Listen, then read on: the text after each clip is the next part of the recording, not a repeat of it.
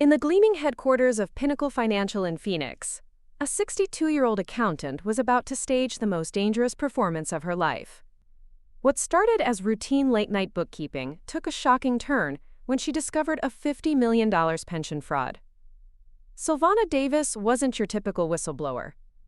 For 25 years, she had meticulously balanced books, known for unwavering integrity. When she encountered the incriminating evidence, she had no idea she was walking into a corporate conspiracy. Sylvana staged a devastating fall down marble stairs that executives laughed at, never knowing she was secretly recording every word. Before we jump back in, tell us where you're tuning in from, and if this story touches you, make sure you're subscribed, because tomorrow, I've saved something extra special for you. The fluorescent lights hummed their familiar tune in the empty corridors of Pinnacle Financial, casting harsh shadows across the marble floors that gleamed like mirrors in the Arizona evening. Sylvana Davis pushed her reading glasses up the bridge of her nose and squinted at the computer screen, the blue light making her tired eyes water. 25 years she'd walked these halls, and still the building felt foreign after dark. Too quiet, too vast, like a cathedral built for worshipping money instead of God. Her fingers moved across the keyboard with practiced efficiency, reconciling accounts that should have balanced weeks ago. At 62, Sylvana had developed a rhythm to her work that younger employees envied: methodical, precise, unshakable. She'd outlasted 3 department heads and countless reorganizations by being exactly what corporate America claimed to value: reliable. The pension fund reconciliation had been nagging at her for days: numbers that refused to align, transfers that appeared and disappeared, like ghosts in the system. Harold would have told her she was overthinking it. Her late husband had always said her accountant's mind was both her greatest strength and her worst enemy. "Sometimes, Syl," his voice echoed in her memory, "a mistake is just a mistake." But these weren't mistakes. Sylvana leaned back in her ergonomic chair, the kind the company had grudgingly provided after her back surgery 2 years ago. The document on her screen showed a pension fund transfer of $2, $3 million to an account she'd never seen before. The authorization bore David Thornton's digital signature, but the account number led nowhere in their system, at least nowhere she had access to. Her heart began to beat faster, that steady rhythm she remembered from her wedding day, from Michelle's birth, from the moment the doctor had told her Harold wouldn't be coming home. Recognition without understanding, like seeing storm clouds gather on a clear day. She opened another file, then another. The pattern emerged with the cold clarity of mathematics.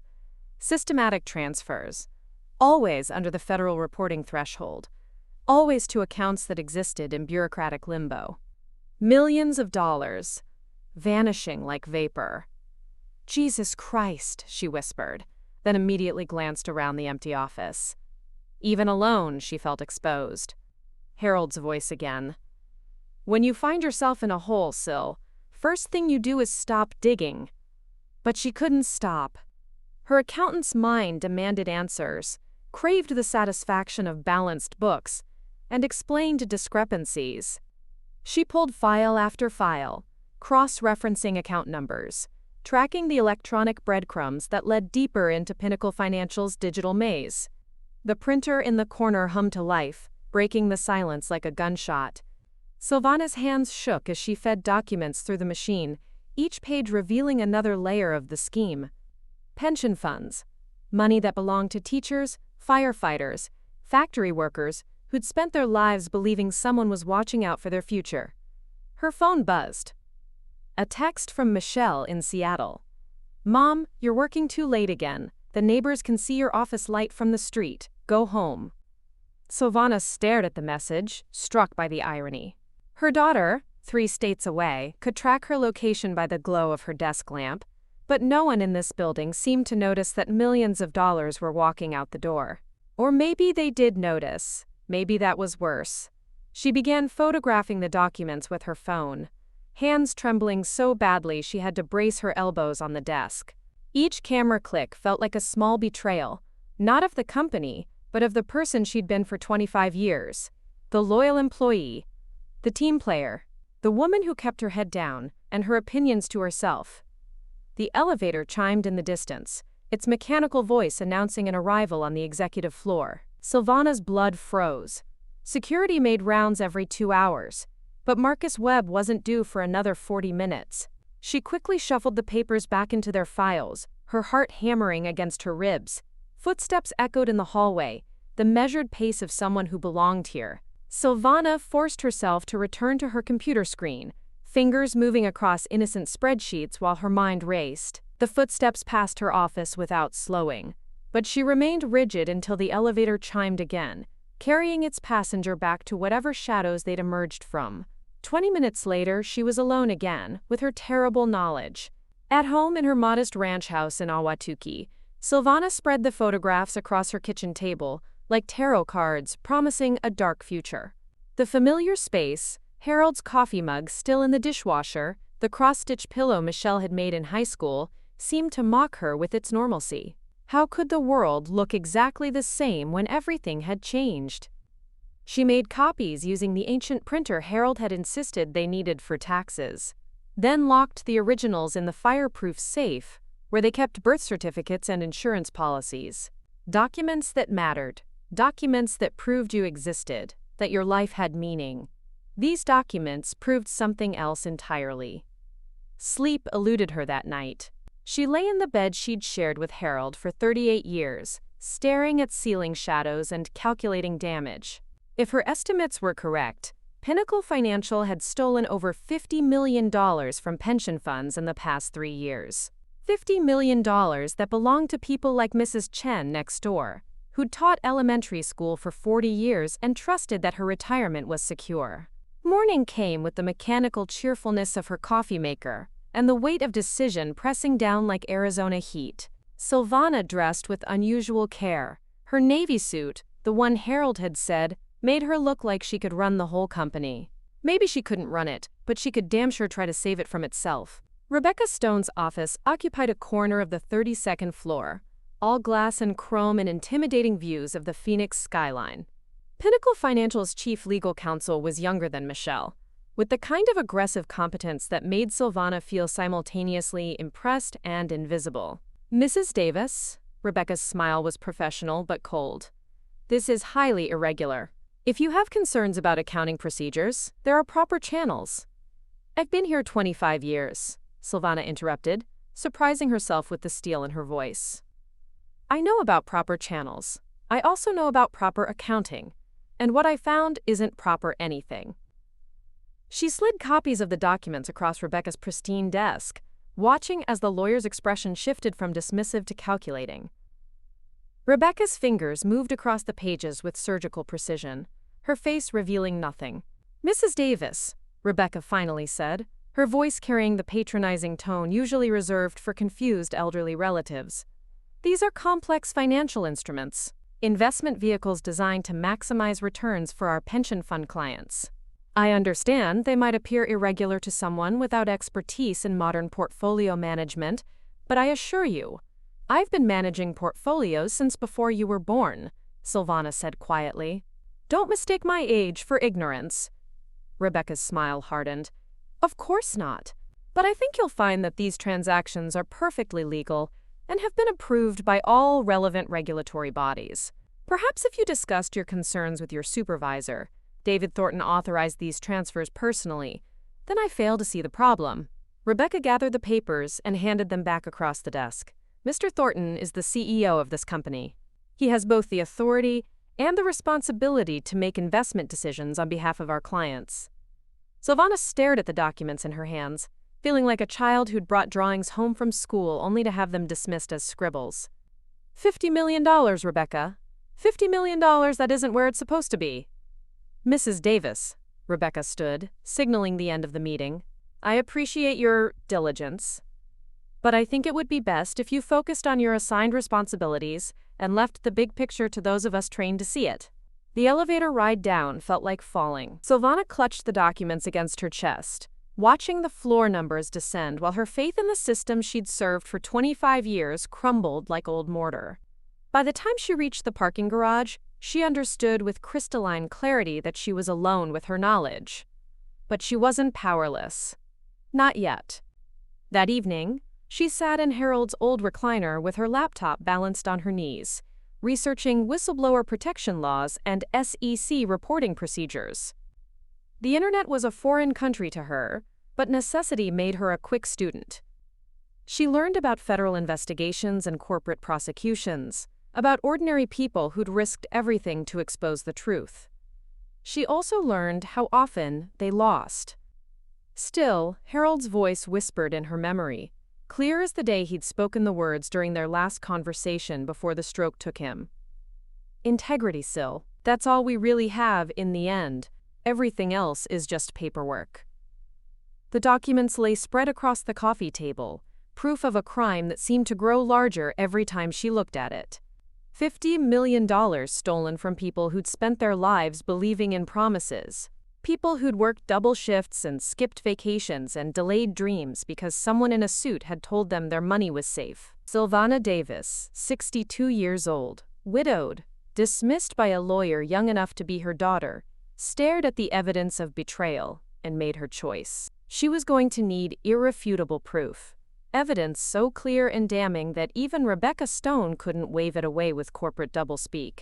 Evidence that would force the world to listen to an aging accountant who discovered that sometimes the most dangerous thing you can do is simply pay attention.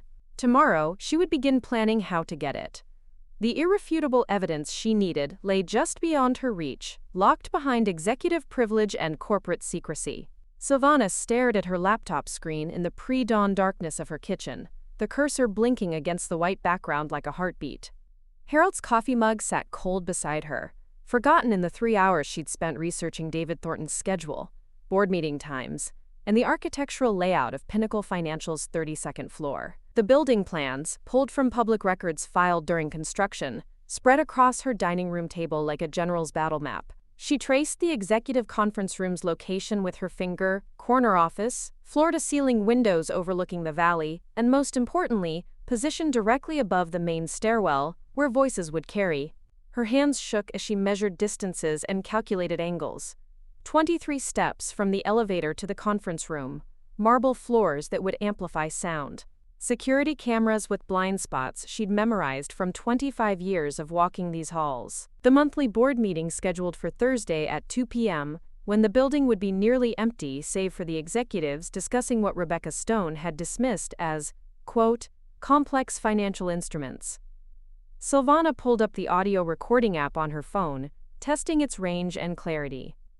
Her neighbor's dog, barking 3 houses away, came through clearly enough. But would it capture conversation through conference room doors? Through her own semi-conscious haze if her plan went wrong? Because it would go wrong. She knew that with the certainty of someone who'd spent decades calculating risk and probability. A controlled fall down marble stairs was a contradiction in terms. Like controlled chaos or organized anarchy. Physics didn't negotiate, and marble didn't forgive. She opened Harold's old toolbox and removed the small digital recorder he'd used for dictating tax notes. The device was ancient by modern standards, but it had 2 advantages her phone lacked: a 36-hour battery life and the ability to record while appearing completely dead. She tested it again, speaking in whispers that the sensitive microphone captured with startling clarity. "This is Sylvana Davis," she said to the empty kitchen. "If you're hearing this recording, it means I'm either dead, brain damaged, or both." The words hung in the air like an epitaph. She deleted the file and started over. At 7 a.m., her phone buzzed with Michelle's daily check-in call from Seattle. Sylvana let it ring 3 times before answering, using the delay to arrange her voice into something resembling normalcy. "Morning, sweetheart," she said, surprised by how steady she sounded. "Mom, you sound tired. Were you up all night again?" Michelle's voice carried that note of controlled frustration that had become increasingly common in their conversations. "Mrs. Vasquez said she saw your lights on at 3 a.m. Elena Vasquez, bless her heart, had appointed herself the neighborhood watch coordinator for Sylvana's well-being. The retired teacher next door meant well, but her vigilance had become another obstacle to navigate. "Just couldn't sleep," Sylvana said, which was true enough. "You know how it is when your mind gets going." "That's exactly what I'm worried about." Michelle's attorney voice emerged, crisp and logical. "Mom, you've been acting different lately. Erratic. Staying up all night. Asking strange questions about your work. That weird conversation last week about integrity and doing the right thing. Are you having some kind of midlife crisis?" "I'm 62, Michelle. If I'm having a midlife crisis, I'm planning to live to be 124. This isn't funny." The sharpness in Michelle's voice cut through the phone like broken glass. "I've been researching early onset dementia and behavioral changes." "I'm not demented," Sylvana interrupted, perhaps too forcefully. "I'm just thinking about things differently since your father died." The silence stretched between them, 3 states and 3 years of grief, creating a chasm that neither woman seemed able to bridge. Harold had been their translator, the buffer who helped them understand each other's different languages of love and concern. "Mom," Michelle said finally, her voice softer, "I think you should talk to someone. A therapist maybe, or Dr. Peterson.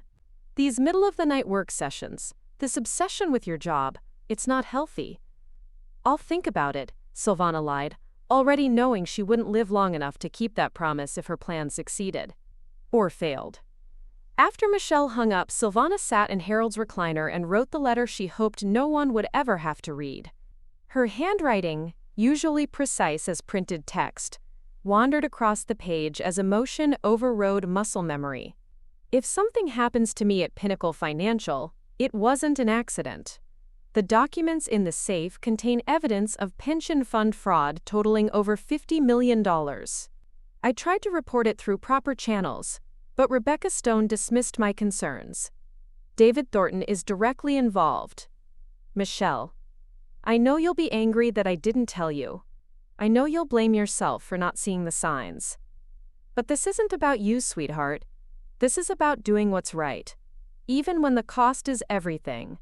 Your father always said integrity was all we really had in the end. I finally understand what he meant. I love you. I'm proud of the woman you've become. And I hope someday you'll understand why I had to do this. Mom." She sealed the letter in an envelope marked "For Michelle, open only if," and placed it in the safe beside the copied documents. The afternoon brought practical considerations that felt surreal in their mundanity. What clothes would best conceal recording equipment while surviving a fall down marble stairs? Her navy suit was too restrictive. Jeans felt too casual for infiltrating an executive meeting. She settled on a dark blouse and slacks with deep pockets, clothes that would blend into the background while serving her desperate purpose. She practiced falling on her living room carpet, awkward tumbles that left her bruised and dizzy. The digital recorder, taped to her ribs beneath her blouse, dug into her skin with each impact. Pain was irrelevant. She needed to ensure the device would survive what she might not. The building's acoustics haunted her calculations. 25 years of working late had taught her how sound traveled through Pinnacle Financial's corridors. Conversations in the executive conference room echoed faintly in the stairwell, especially when voices were raised in argument or laughter. If she positioned herself correctly, if she timed everything perfectly, she might capture enough to matter. But timing was everything, and everything was beyond her control. At sunset, she drove past the building, studying the parking patterns and security rotations with the intensity of a jewel thief. Marcus Webb's patrol schedule never varied. Basement garage at 1:30, executive floors at 2:15, back to his office by 2:45. The board meeting would begin at 2 o'clock, giving her a 15-minute window when the 32nd floor would be occupied but unguarded. 15 minutes to position herself. 15 minutes to start recording. 15 minutes to stage an accident that would either expose the truth or kill her in the attempt. She parked outside Elena's house and walked the familiar path to her front door, muscle memory guiding her while her mind rehearsed scenarios. Each step felt weighted with finality, as if she were walking toward an execution she'd sentenced herself to. Inside, she made Harold's favorite dinner, pot roast with carrots and potatoes, comfort food that tasted like ashes in her mouth. She ate mechanically, fueling her body for what might be its final performance. At 11 p.m., she set 3 alarms and lay down fully clothed, the recording device still taped to her ribs like a mechanical heart. Sleep came in fragments, interrupted by dreams of falling, and Harold's voice asking why she couldn't just let it go. Because some things were worth falling for, Some truths were worth the price of everything. The alarm at 5 a.m. sounded like a death knell. Sylvana rose in the darkness, moving through her morning routine with ritualistic precision. Coffee, shower, the careful application of makeup that might need to disguise injuries. The digital recorder, checked one final time and repositioned for maximum protection and audio quality. She looked at herself in Harold's shaving mirror, seeing a woman who'd spent 62 years playing by rules that had just been revealed as fiction. The face looking back was older than she remembered, marked by recent sleepless nights and the weight of terrible knowledge. But her eyes held something new, a determination that surprised her with its strength. Today, she would either become a hero or a cautionary tale. Either way, she would matter. The drive to Pinnacle Financial felt like traveling through a dream. Phoenix's familiar landmarks, the mountains she'd watched from her office window for 25 years, the streets she'd driven countless times, seemed foreign and distant, as if she were seeing them for the last time. Which, she realized with crystalline clarity, she very well might be. The Pinnacle Financial building rose before her like a glass and steel monument to everything she was about to betray. Sylvana sat in her aging Honda Civic in the underground parking garage, hands gripping the steering wheel as the engine ticked its way to silence. The digital recorder pressed against her ribs with each breath, a mechanical reminder of the performance she was about to give. 1:47 p.m. 13 minutes until the board meeting began. 18 minutes until Marcus Webb's security rounds would bring him to the executive floor. Her window of opportunity measured in heartbeats and the time it took to fall 23 marble steps. She touched the small cross at her throat, Harold's last gift to her before the stroke, and whispered a prayer to a God she hoped was still listening to aging accountants with impossible plans. The elevator ride to the 32nd floor felt eternal. Each floor that passed marked another point of no return, another moment when she could have chosen safety over truth. 29. 30. 31. The elevator's mechanical voice announced each level with indifferent precision, counting down to her moment of absolute commitment. The doors opened with a soft chime that sounded like a bell tolling. The executive floor gleamed under afternoon sunlight streaming through floor-to-ceiling windows. Sylvana's sensible shoes made soft whispers against marble floors that had been polished to mirror brightness. Floors that would soon be stained with her blood if everything went according to plan. She could hear voices from the conference room already, muffled by expensive wood doors but carrying the confident cadence of men who believed themselves untouchable.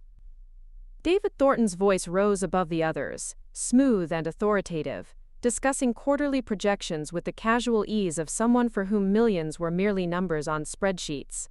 Sylvana positioned herself near the stairwell, close enough to hear but far enough to make her presence seem accidental. The recording device hummed against her ribs, already capturing ambient sound. She pressed the activation button through her blouse, feeling the device's confirmation vibration against her skin. "The pension transfers are proceeding smoothly," David's voice carried through the conference room doors, with startling clarity. "Rebecca assures me the regulatory oversight is minimal, and our Cayman partners are eager to expand the relationship." Sylvana's heart hammered against the recording device. This was it. The admission that would validate everything she'd discovered, everything Rebecca Stone had dismissed as, quote, complex financial instruments. She moved closer to the stairwell, angling herself to capture maximum audio while maintaining the pretense of an employee going about routine business. "What about the Davis situation?" Another voice, probably Jonathan Mitchell from the board of directors. Rebecca mentioned some accountant, asking uncomfortable questions. "Handled." David's laugh carried the casual cruelty of a man who'd built his career burying inconvenient truths. 62-year-old widow, probably going senile. Rebecca scared her off easily enough. These older employees always get paranoid near retirement. They see conspiracies everywhere. The words hit Sylvana like physical blows. Senile. Paranoid. Dismissed not for being wrong, but for being old, and therefore irrelevant. The rage that filled her was purer than anything she'd felt since Harold's death. Clean and righteous and absolutely certain. She stepped closer to the conference room, her recording device drinking in every word of their casual destruction of lives and futures. The stairwell beckoned beside her, 23 marble steps that would either validate her sacrifice or simply add her broken body to the cost of their greed. "The beauty of pension funds," David continued, his voice carrying the satisfaction of a predator describing a successful hunt, "is that the victims won't realize they've been robbed until it's too late to matter. By then, we'll have moved the money through enough offshore accounts to make recovery impossible. Let them file complaints with the SEC. We'll be in retirement in countries without extradition treaties." More laughter from the room. The sound of men celebrating the theft of other people's dreams. Sylvana checked her watch. 2:14 p.m. Marcus Webb would reach this floor in 60 seconds. Time to perform the most important act of her life. She moved to the top of the stairwell, her hand trailing along the polished marble banister that felt cold as death under her palm.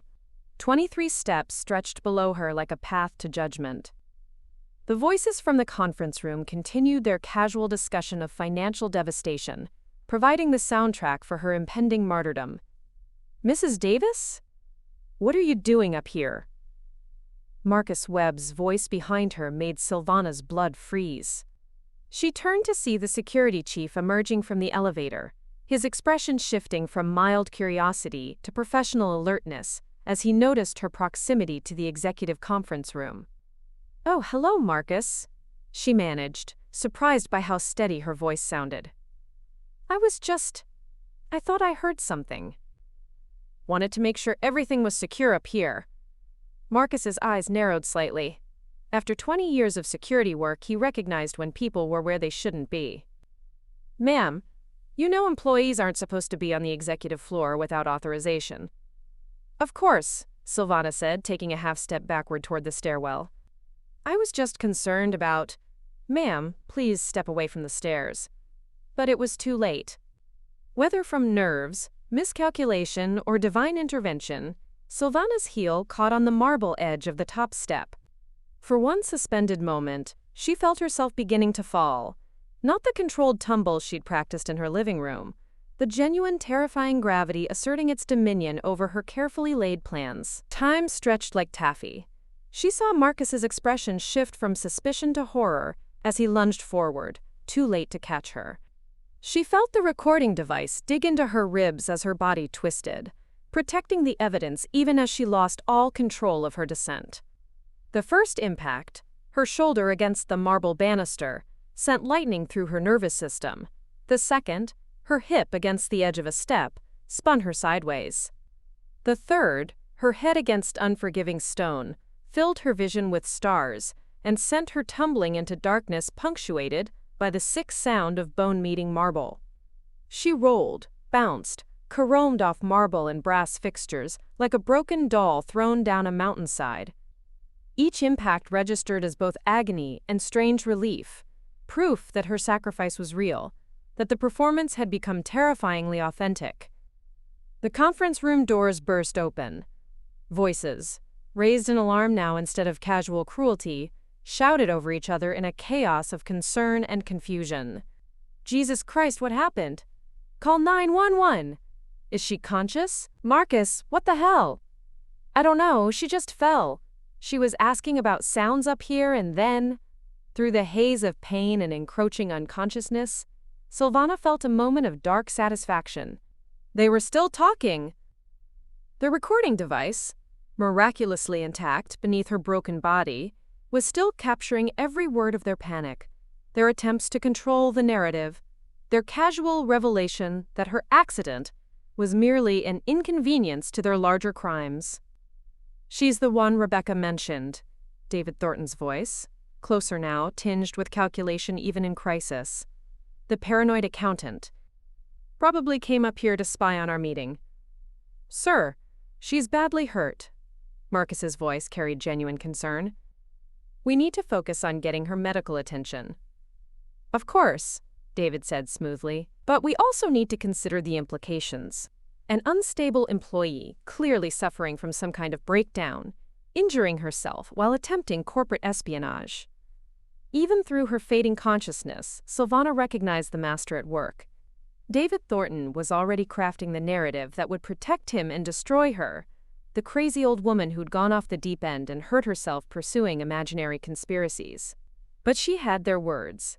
Every callous admission, every casual discussion of theft, every revelation of the scope of their crimes, all recorded on a device they didn't know existed, hidden beneath the broken body of the woman they'd dismissed as too old and irrelevant to matter. Preparing and narrating this story took us a lot of time, so if you are enjoying it, subscribe to our channel. It means a lot to us. Now back to the story.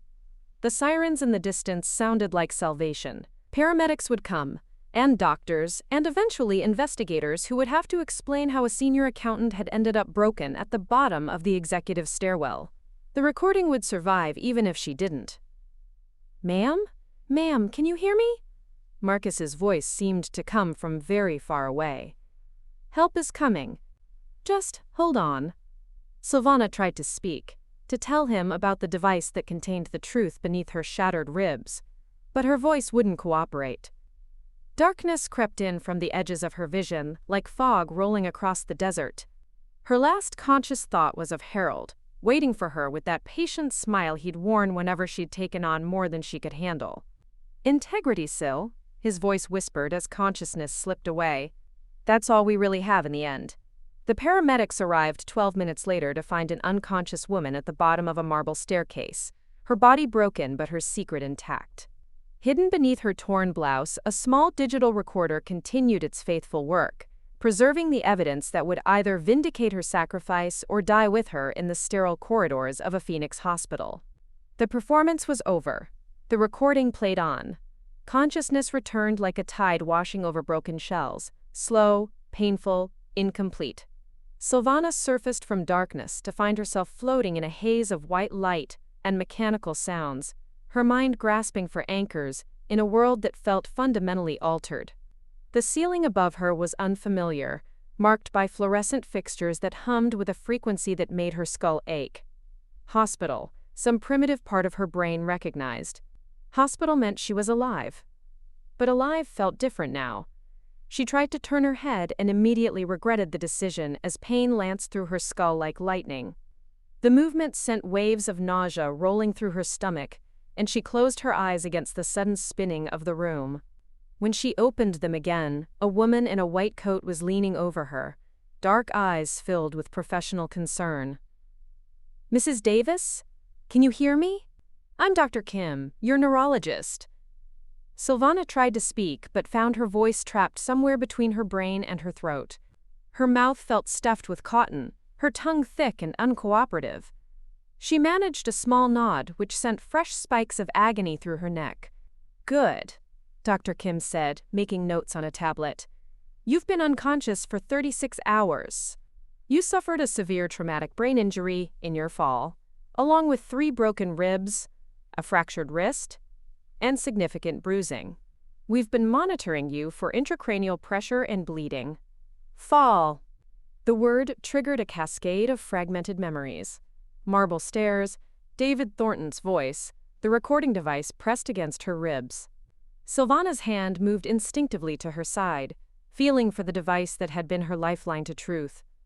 Her fingers found only hospital gown and bandages. My clothes," she whispered, the words scraping her throat like sandpaper. "They were cut away in the emergency room," Dr. Kim explained gently. "Is there something specific you're concerned about?" Before Sylvana could answer, the door burst open and Michelle swept in like a hurricane of controlled panic. Her daughter's face was pale beneath her professional makeup, her usually perfect hair showing signs of hasty airport travel. Michelle's eyes went immediately to the monitors surrounding Sylvana's bed, reading the displays with the intensity of someone trying to decode her mother's survival in electronic signals. "Mom," Michelle said, her voice breaking on the single syllable.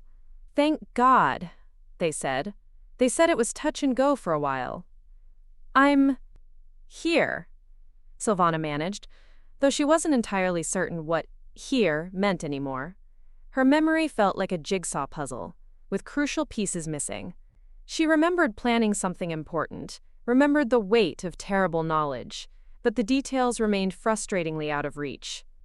"Mrs. Davis," Dr. Kim continued, I need to explain what's happened to you. The impact to your head has caused what we call a diffuse axonal injury. In simple terms, the force of your fall caused your brain to shift inside your skull, stretching and tearing neural connections. Michelle moved closer to the bed, her attorney's mind immediately engaging with the medical information. What does that mean for her recovery? Will she be herself again? Dr. Kim's pause was telling. Traumatic brain injury affects everyone differently. Mrs. Davis may experience memory problems, difficulty concentrating, confusion about recent events. Some patients recover fully, others face permanent changes in cognitive function. Cognitive function, Michelle repeated, the clinical term barely containing her fear. You're talking about dementia. You're saying my mother might not remember who I am. Not necessarily, Dr. Kim said carefully, but there may be challenges. Mrs. Davis, do you remember what you were doing before your accident? Sylvana closed her eyes, trying to piece together the fragments. She remembered Harold's voice, encouraging her to do the right thing. She remembered documents spread across her kitchen table like evidence of a crime. She remembered Rebecca Stone's dismissive smile and the terrible weight of knowledge that no one would believe. I found something, she said slowly. At work. Something wrong. Michelle and Dr. Kim exchanged glances. Mom, Michelle said gently, you fell down the stairs at your office building. The security chief said you seemed confused, asking about sounds that weren't there. You've been working odd hours acting differently. The word differently carried the weight of Michelle's months of worry, her growing certainty that her mother was developing dementia or suffering from the delayed effects of grief. Sylvana could hear it in her daughter's voice, the relief that the fall might finally force her mother to accept help, to admit that living alone was no longer safe. No, Sylvana said, struggling to sit up despite the pain. You don't understand. There were documents, pension funds. $50 million. Mrs. Davis. Dr. Kim interrupted gently. It's common for brain injury patients to experience confusion about recent events. Sometimes the mind creates explanations for why traumatic things happen. It's a normal part of the healing process. But it wasn't confusion. Even through the fog of her injured brain, Sylvana knew with absolute certainty that the fraud was real. The problem was that certainty felt exactly like the delusions Dr. Kim was describing. How could she prove the difference between truth and traumatic confabulation when her own mind felt like a foreign country? My clothes, she said again more urgently. Where are my clothes from that day? Michelle looked at Dr. Kim, then back at her mother. Mom, they were damaged in the fall. The hospital disposed of them. Why? What's so important about... There was something... Sylvana's voice trailed off as she tried to grasp the crucial detail that kept slipping away like water through her fingers. Something small and vital. Something that would prove she wasn't crazy. A recording. I was recording. Recording what, Mrs. Davis? Dr. Kim asked, her tone professionally neutral but clearly skeptical. The conversation. The executives. They were talking about the stolen money, about how they thought I was just a senile old woman. The words tumbled out in a rush, desperate and disjointed. I had a device, a small recorder. It was hidden in my clothes. Michelle's face crumpled with a mixture of relief and devastation. Relief that her mother's paranoid behavior finally had an explanation. Traumatic brain injury creating elaborate delusions. Devastation that the strong, competent woman who had raised her was now lost in a maze of false memories and impossible conspiracies. Mom, Michelle said softly, taking her hand, there was no recording device. The paramedics would have found it. The hospital staff would have inventoried it with your personal effects. But there was, Sylvana insisted, though doubt was beginning to creep in around the edges of her certainty. Her memory of the device felt real. The weight of it against her ribs, the confirmation vibration when she activated it, the way it dug into her side during her practiced falls. But everything else felt real too, and Dr. Kim was telling her that brains could create convincing false memories to explain trauma. What if her mind had invented the entire conspiracy? What if years of grief and isolation had finally manifested as paranoid delusions about corporate fraud? What if she really was just a confused old woman who had fallen downstairs while pursuing imaginary crimes? The possibility terrified her more than the physical pain, more than the prospect of permanent brain damage. If the fraud wasn't real, then Harold's voice encouraging her integrity was just another delusion. If the recording didn't exist, then her sacrifice had been meaningless, the desperate act of a woman losing her grip on reality. "Mrs. Davis," Dr. Kim said, consulting her tablet, "the hospital social worker will be meeting with you and your daughter tomorrow to discuss your care options. Given the extent of your injuries and the circumstances of your accident, we need to ensure you have adequate support during recovery." Michelle nodded gratefully. "I've already started looking into assisted living facilities in Phoenix, somewhere with memory care capabilities, just in case." "I don't need memory care," Sylvana said, but her protest sounded weak even to her own ears. How could she argue for her competence when she couldn't even trust her own recollections? How could she insist on independence when her own daughter was looking at her with the heartbroken expression reserved for watching a loved one disappear into the fog of dementia? "We'll take it one day at a time," Michelle said, squeezing her hand. "The important thing is that you're alive. Everything else we can figure out."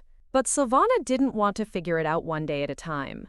She wanted to remember with crystal clarity whether she was a whistleblower or a woman suffering from traumatic delusions. She wanted to know if somewhere in this hospital a small recording device contained evidence that would vindicate her sacrifice, or if she had nearly killed herself chasing shadows created by her own damaged mind. A nurse appeared in the doorway, holding a clipboard and wearing the practiced smile of someone accustomed to delivering routine information. "Mrs. Davis, we have your personal effects ready if you'd like to review them.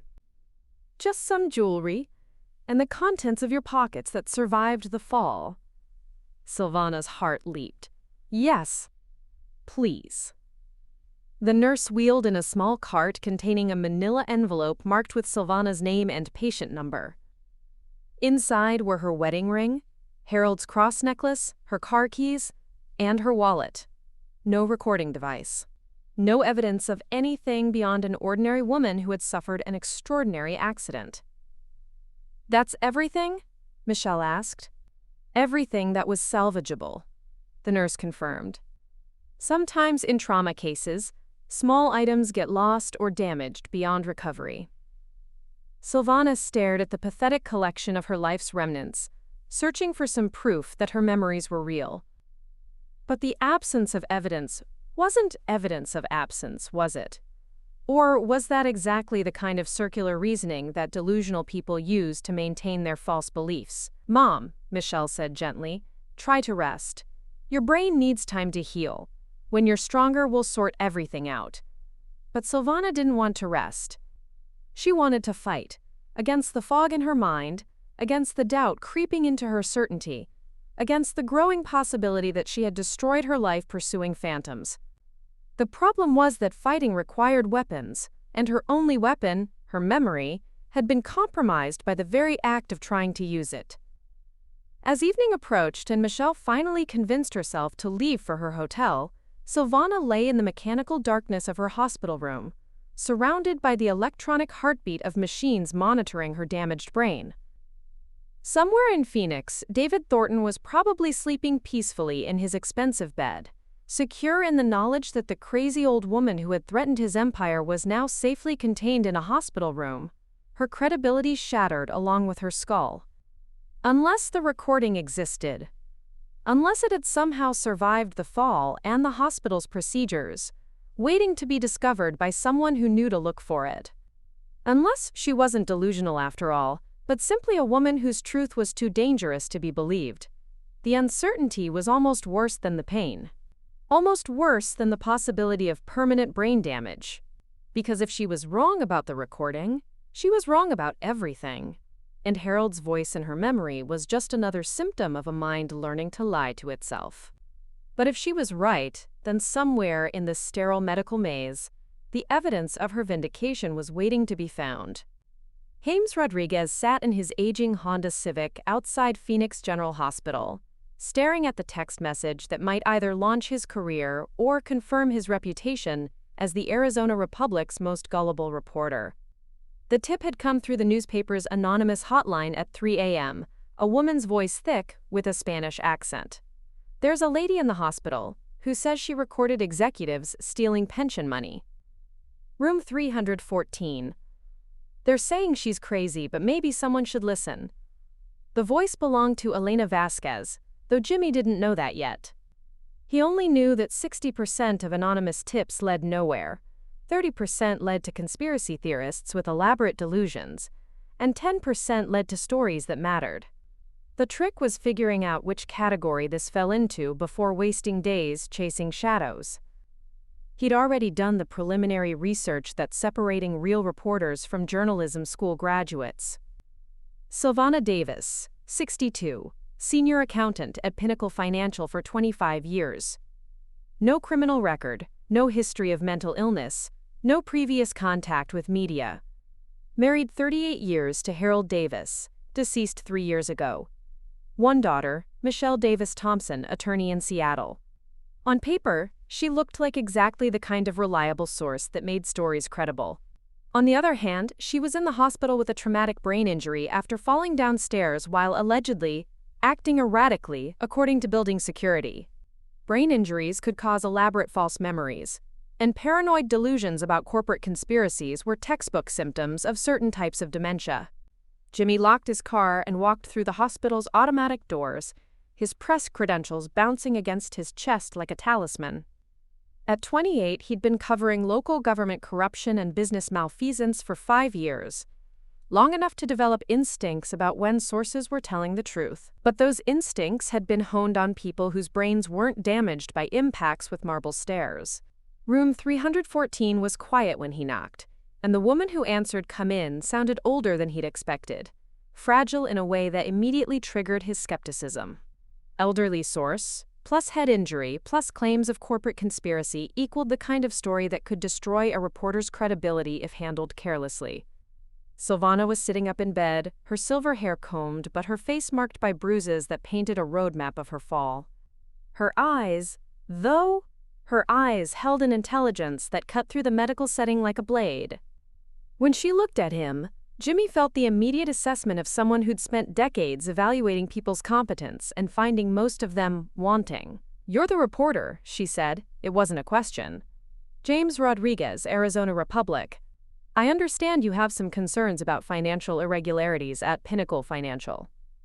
"Concerns?" Sylvana's laugh was bitter. "That's like calling the Grand Canyon a ditch. They've stolen over $50 million from pension funds, and when I tried to report it, they dismissed me as a senile old woman." Turns out they were half right. Jimmy pulled out his digital recorder, then hesitated.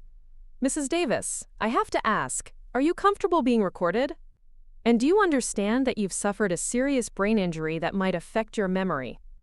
"My memory is fine for things that happened before someone tried to scramble my brains on marble stairs," Sylvana said sharply. "It's the last few days that feel like trying to assemble a jigsaw puzzle in a hurricane. But the fraud? That I remember with perfect clarity." For the next hour, Sylvana laid out her discoveries with the methodical precision of an accountant building a case. She described misfiled documents, offshore transfers, shell companies designed to hide stolen pension funds. Her recall of account numbers, dates, and financial instruments was encyclopedic, far too detailed and consistent to be the product of traumatic confabulation. But it was also far too convenient. Jimmy had covered enough conspiracy theorists to know that elaborate delusions often included precisely the kind of specific details that made them sound credible. The human brain was remarkably good at creating coherent false narratives, especially when protecting itself from psychological trauma. "Mrs. Davis," he said carefully, "these are serious allegations. Do you have any documentation? Any evidence beyond your recollections?" Sylvana's face fell. "I had a recording. I was wearing a digital recorder when I fell. It should have captured David Thornton and the board discussing the offshore accounts, admitting to the theft. But the hospital says no recording device was found with my belongings." Jimmy's heart sank. A story about corporate fraud needed documentation, corroboration, some form of evidence beyond the testimony of a brain-injured woman. Without the recording, he had nothing but the claims of someone whose credibility was compromised by medical trauma. "I see," he said, beginning to pack up his recorder. "Well, if any evidence surfaces—" "You don't believe me." Sylvana's voice was flat, resigned. "Join the club. My own daughter thinks I'm developing dementia. The doctors think I'm experiencing post-traumatic delusions. Even I'm starting to wonder if I've lost my mind." Something in her tone made Jimmy pause. He'd interviewed dozens of conspiracy theorists over the years, and they all shared certain characteristics: an emotional investment in being right, a persecution complex that fed their narratives, an inability to consider that they might be wrong. Sylvana displayed none of those traits. Instead, she seemed genuinely uncertain about her own memories, genuinely open to the possibility that her brain injury had created false recollections, which, paradoxically, made her more credible than most sources claiming corporate conspiracies. "Mrs. Davis," Jimmy said, settling back into his chair, "tell me about Elena Vasquez." Sylvana's face brightened for the first time since he'd arrived. "Elena? She's my neighbor. Has been for 12 years. Retired teacher, keeps an eye on everyone in the neighborhood whether they want her to or not. Why? She's the one who called our tip line. Said people were dismissing you as crazy, but maybe someone should listen. That suggests she doesn't think you're delusional." "Elena knows me," Sylvana said simply. "She knows the difference between grief and mental illness, between stress and paranoia. If she thinks I'm telling the truth." "I'd like to talk to her," Jimmy said. Character witnesses could be as valuable as documentation in establishing credibility. If Elena Vasquez could testify to Sylvana's mental sharpness before the accident, it would add weight to her claims about discovering the fraud.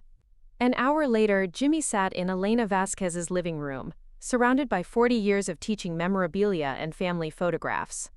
Elena moved with the efficient energy of someone accustomed to managing chaotic classrooms, bringing coffee and homemade cookies, while delivering a character assessment that was both loving and brutally honest.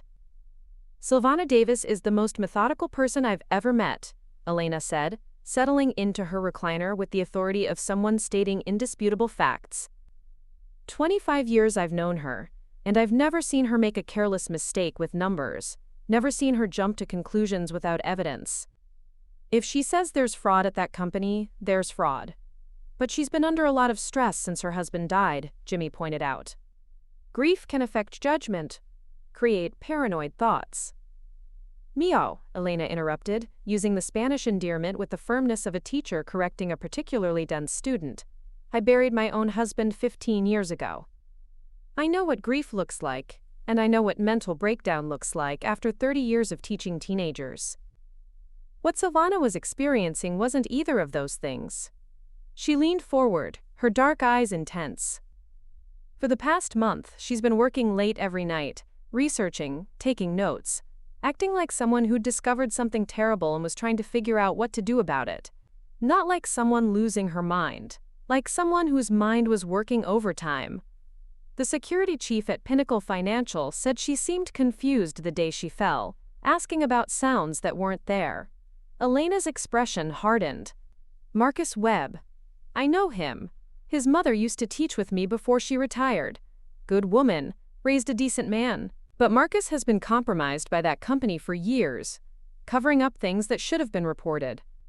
If he says Sylvana seemed confused, maybe you should ask yourself why a former police officer would lie about a woman who just exposed his employer's crimes. The comment hit Jimmy like a revelation. He'd been so focused on Sylvana's credibility that he hadn't considered the credibility of the people dismissing her claims. Marcus Webb's statement about her confusion was the foundation for the narrative that she was mentally unstable, but what if Marcus had reasons to discredit her? "You think Marcus Webb is involved in covering up the fraud?"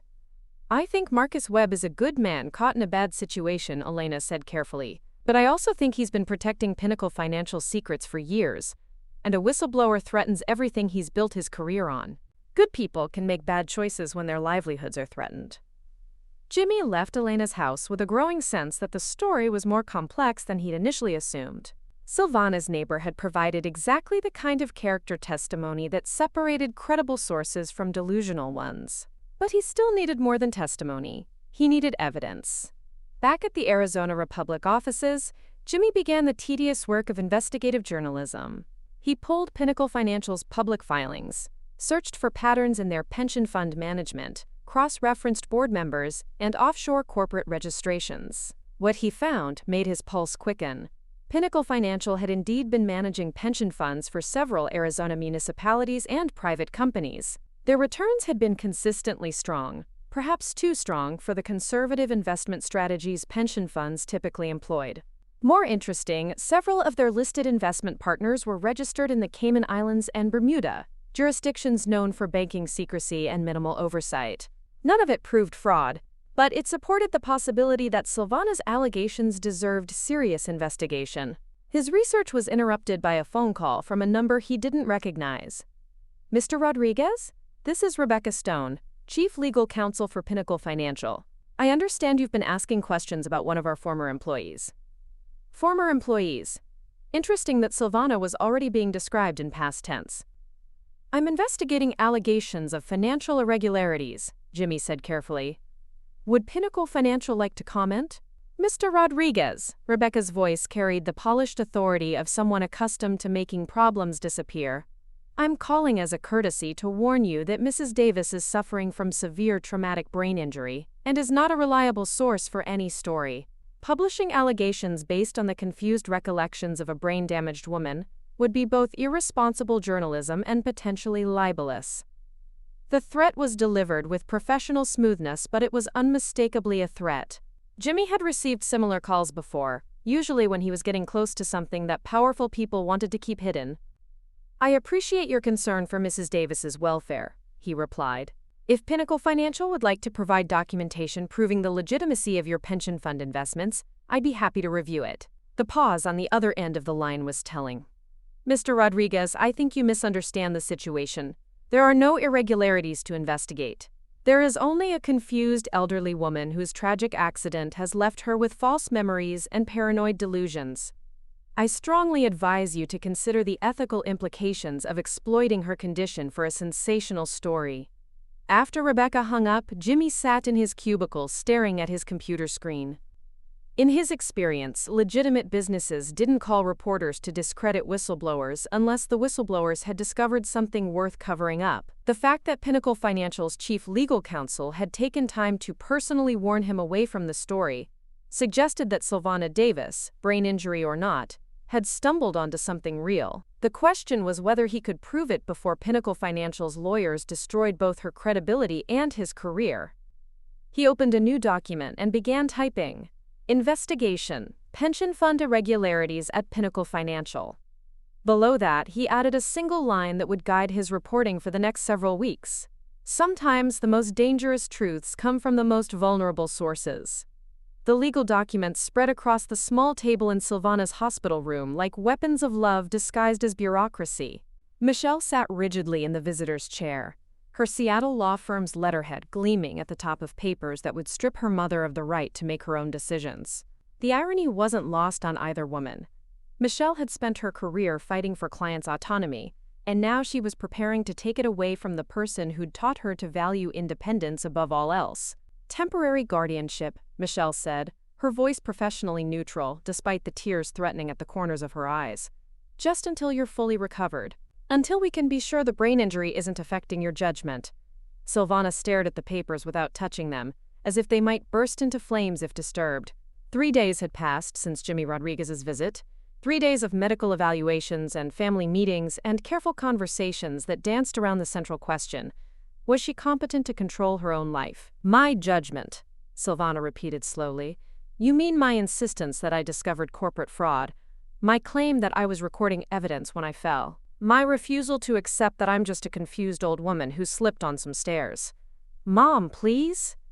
Michelle's professional composure cracked, revealing the frightened daughter beneath the attorney's armor. Dr. Kim explained that traumatic brain injuries can create false memories that feel completely real.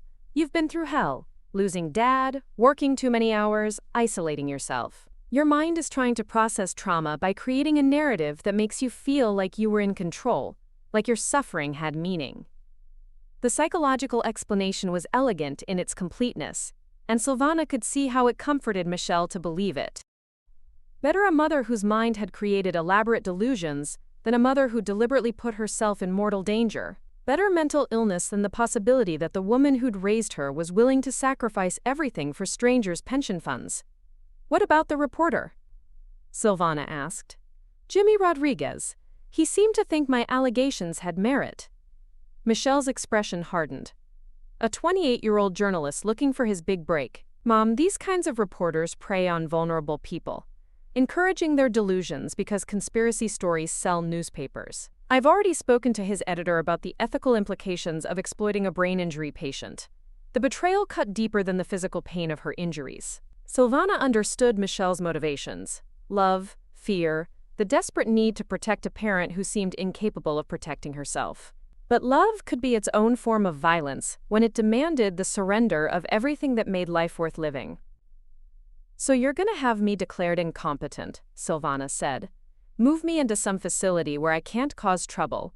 Make sure that any future claims about Pinnacle Financial are dismissed as the ramblings of a woman with dementia."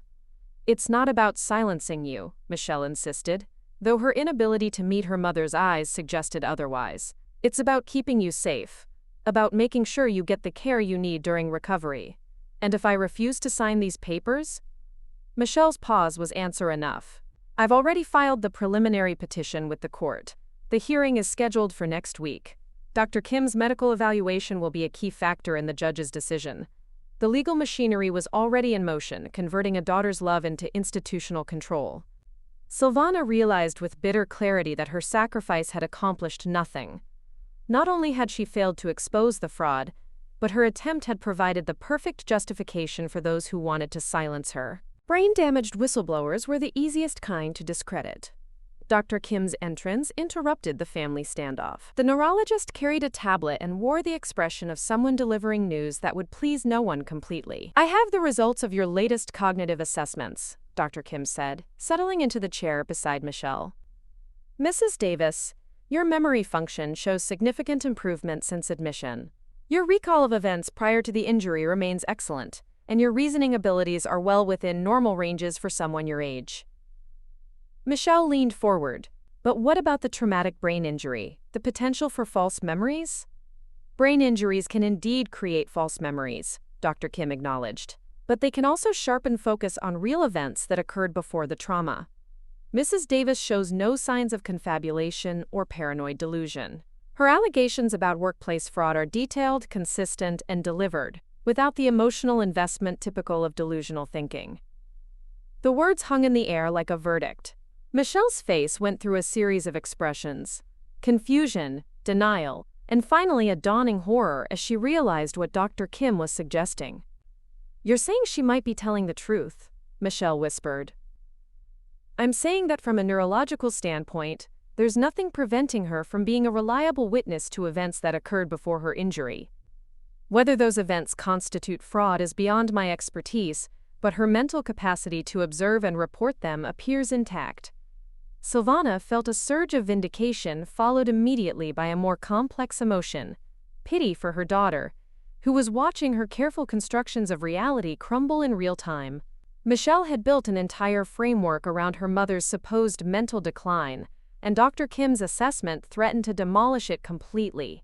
"But the guardianship papers," Michelle began, "would be inappropriate based on my medical evaluation," Dr. Kim said firmly. "Mrs. Davis shows no signs of cognitive impairment that would justify restricting her legal autonomy. She's fully capable of making her own medical and legal decisions." The silence that followed was deafening. Michelle stared at the guardianship documents, as if they had transformed into snakes, while Sylvana felt the first real hope she'd experienced since waking up in the hospital. "I need some air," Michelle said abruptly, gathering the papers with shaking hands. "I need to think about this." After Michelle left, Dr. Kim moved closer to Sylvana's bed. "There's something else we need to discuss. The hospital's insurance company has been asking questions about your fall. They're particularly interested in why you were on the executive floor during a board meeting. What kind of questions? The kind that suggest they think your presence there wasn't accidental.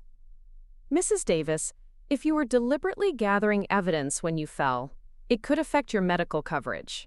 Insurance companies don't like paying for injuries sustained during what they might classify as illegal activities. Another layer of consequences Sylvana hadn't considered. Even if she could prove the fraud, the insurance company might refuse to cover her medical bills if they determined she'd been engaged in corporate espionage. The cost of her principles was mounting in ways she'd never imagined. Dr. Kim, Sylvana said carefully, hypothetically speaking, if someone had been wearing a recording device when they fell, what would have happened to it? Hospital protocol requires that all patient belongings be inventoried and secured. Small electronic devices would be stored with personal effects unless they were damaged beyond recognition. Dr. Kim paused. Why do you ask? Because I keep remembering something small and hard-pressing against my ribs when I fell. Something that should have been found with my belongings but wasn't. Quote, Dr. Kim's expression grew thoughtful. Medical trauma can create very specific sense memories. But if you're certain you were wearing a recording device, I am certain. Then someone removed it before the paramedics arrived, or it was lost somewhere between the accident scene and the hospital. The implications were staggering. If the recording device had been deliberately removed, it meant someone at Pinnacle Financial knew exactly why Sylvana had been on that floor. It meant her cover had been blown from the beginning, and her fall had been witnessed by people who had every reason to ensure the evidence disappeared. Michelle returned 20 minutes later, her face composed but her eyes red-rimmed from crying. She'd thrown away the guardianship papers, Sylvana noticed, but her posture suggested the conversation they were about to have would be even more difficult. I called Rebecca Stone, Michelle said without preamble, Pinnacle Financial's chief legal counsel. I wanted to understand exactly what you think you discovered. Sylvana's heart sank. Michelle, no, you've just given them advance warning of everything I might.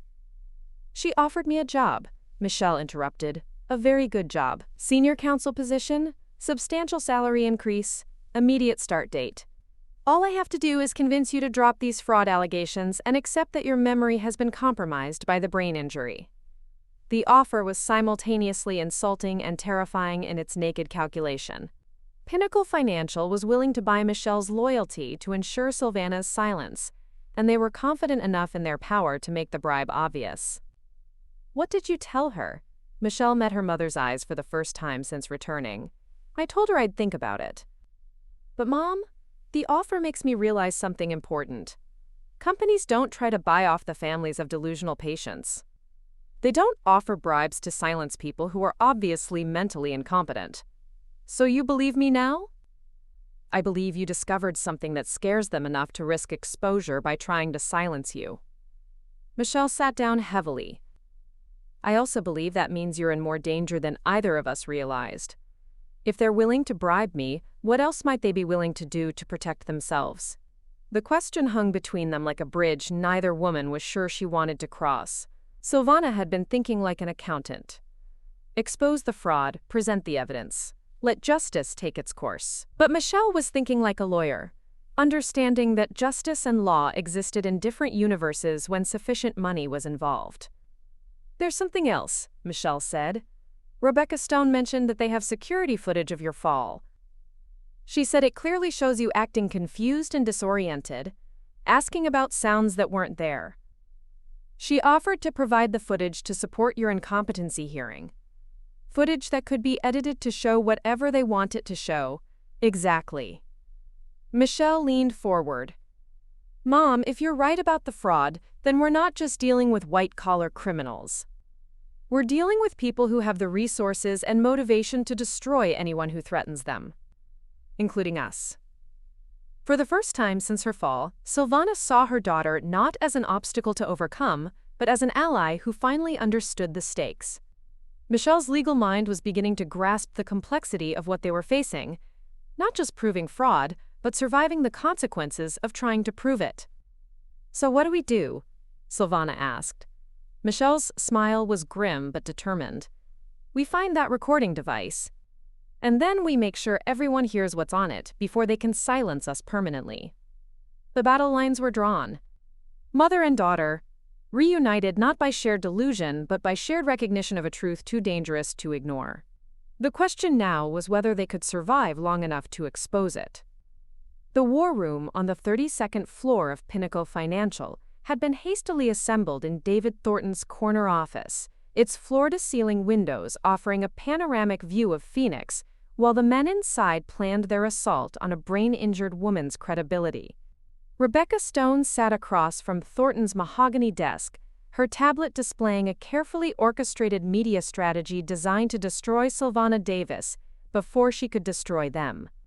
"The narrative is simple," Rebecca said, her voice carrying the cold precision of a surgeon planning an amputation. Grieving widow, declining mental faculties, workplace paranoia escalating to dangerous behavior.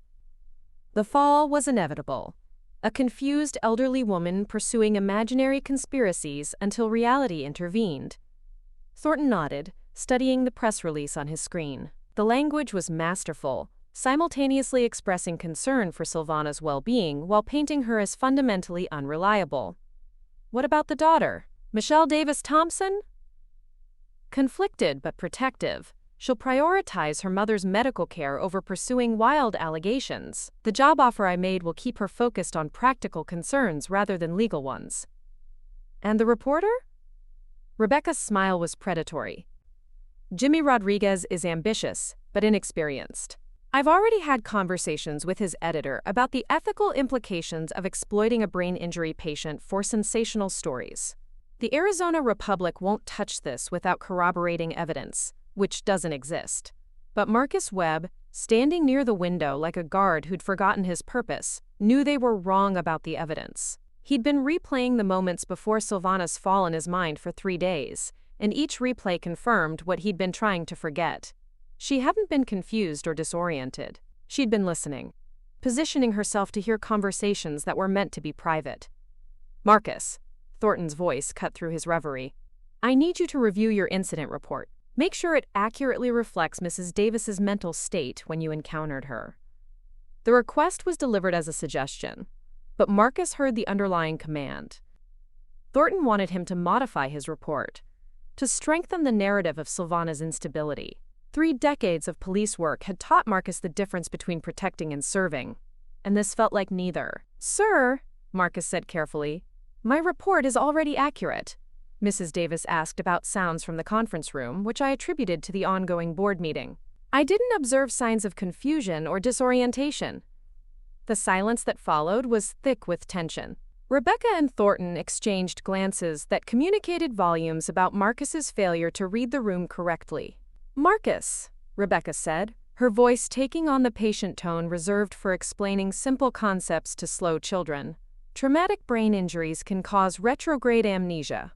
Mrs. Davis's current mental state suggests she was already experiencing cognitive decline before her fall. Surely your report should reflect that possibility." "My report reflects what I observed," Marcus replied, though his voice carried less conviction than his words. 25 years of loyal service to Pinnacle Financial weighed against 30 years of police training, creating an internal conflict that kept him awake nights. Thornton's phone buzzed with an incoming call. He glanced at the display and smiled. "Gentleman, lady, please excuse me. This is Channel 12, returning my call about the unfortunate incident with our former employee."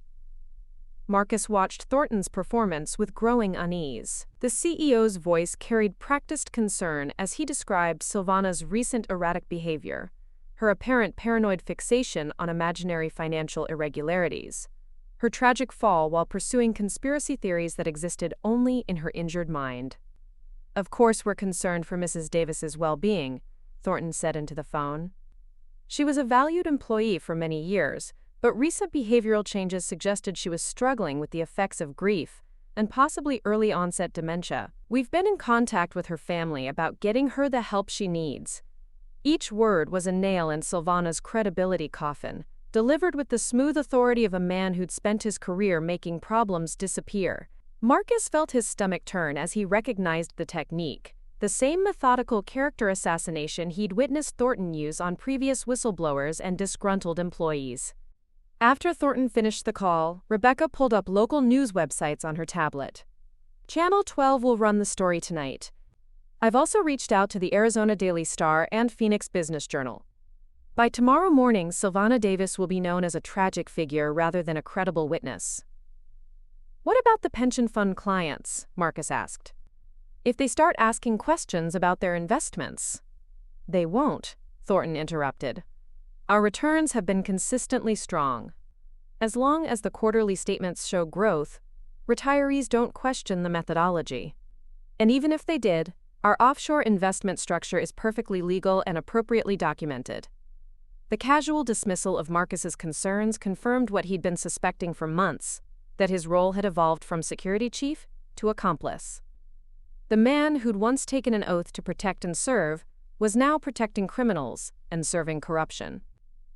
His phone buzzed with a text from his ex-wife. Saw the news about your company. Hope that woman is okay. Remember when you used to care about right and wrong? The message hit like a physical blow.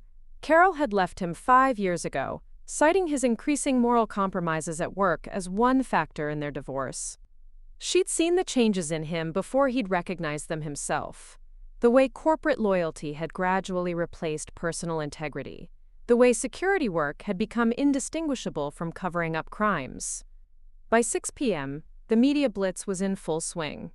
Channel 12's evening news featured a sympathetic segment about workplace mental health, using Sylvana's story as a cautionary tale about the dangers of untreated grief and stress. The reporter interviewed an expert on traumatic brain injury, who explained how damaged minds could create elaborate false memories that felt completely real to the patient. At Phoenix General Hospital, Sylvana watched the newscast with growing horror. The woman on screen bore her name and basic biographical details, but the person being described was a stranger, a confused, paranoid figure whose tragic fall was the inevitable result of declining mental health. "They're good," Michelle said grimly, standing beside her mother's bed. "I have to give them that. They've managed to express sympathy while completely destroying your credibility." Dr. Kim entered the room as the news segment ended. Her face was grim. "Mrs. Davis, I've been contacted by the hospital's legal department. Pinnacle Financial has requested copies of your medical records, claiming they're needed for insurance and workers' compensation purposes. Can they do that?" Michelle asked. "With proper legal justification, yes, but I'm concerned about the timing. It seems designed to support a narrative about your mental competence rather than address legitimate insurance concerns." Sylvana felt the walls closing in around her. Even her medical records were being weaponized against her. Her private struggles with grief and adjustment transformed into evidence of mental instability. The precision of the attack was breathtaking. Every aspect of her life reframed to support the conclusion that she was an unreliable witness, whose allegations could be safely dismissed. Her phone rang. Jimmy Rodriguez. "Mrs. Davis, I've been watching the news coverage. How are you holding up?" "They're destroying me," Sylvana said simply. "By tomorrow, everyone in Phoenix will think I'm a crazy old woman who fell downstairs while chasing imaginary conspiracies." "Maybe. But I've been digging deeper into Pinnacle Financial's investment strategies. Your allegations about offshore accounts and shell companies are starting to look less crazy and more prophetic. I think we can fight back, but I need your permission to go public with what I've found." Sylvana looked at Michelle, who nodded grimly. They'd passed the point where silence offered any protection. "Do it," Sylvana said. "Tell the truth and let them try to spin it." As Jimmy hung up, Marcus Webb sat in his office, staring at his computer screen, cursor hovering over the submit button that would finalize his incident report. He could still modify it, could add observations about Sylvana's apparent confusion, could provide the corroboration that Thornton and Rebecca needed to complete their character assassination, or he could tell the truth and face the consequences. His ex-wife's words echoed in his memory. "Remember when you used to care about right and wrong?" Marcus deleted the suggested modifications and clicked submit, sending his unaltered report into the system. For the first time in months, he felt like a police officer again instead of a corporate security guard. The battle for Sylvana's credibility was just beginning. But she finally had an ally inside the enemy camp. Marcus Webb sat in his truck outside the Veterans Affairs Medical Center at 3 a.m., hands shaking as he held the business card. Jimmy Rodriguez had slipped him in the Pinnacle Financial parking garage 12 hours earlier. The simple white rectangle felt heavier than his service weapon ever had, weighted with the power to destroy everything he'd built over 25 years of corporate loyalty. Sleep had become impossible since submitting his unaltered incident report.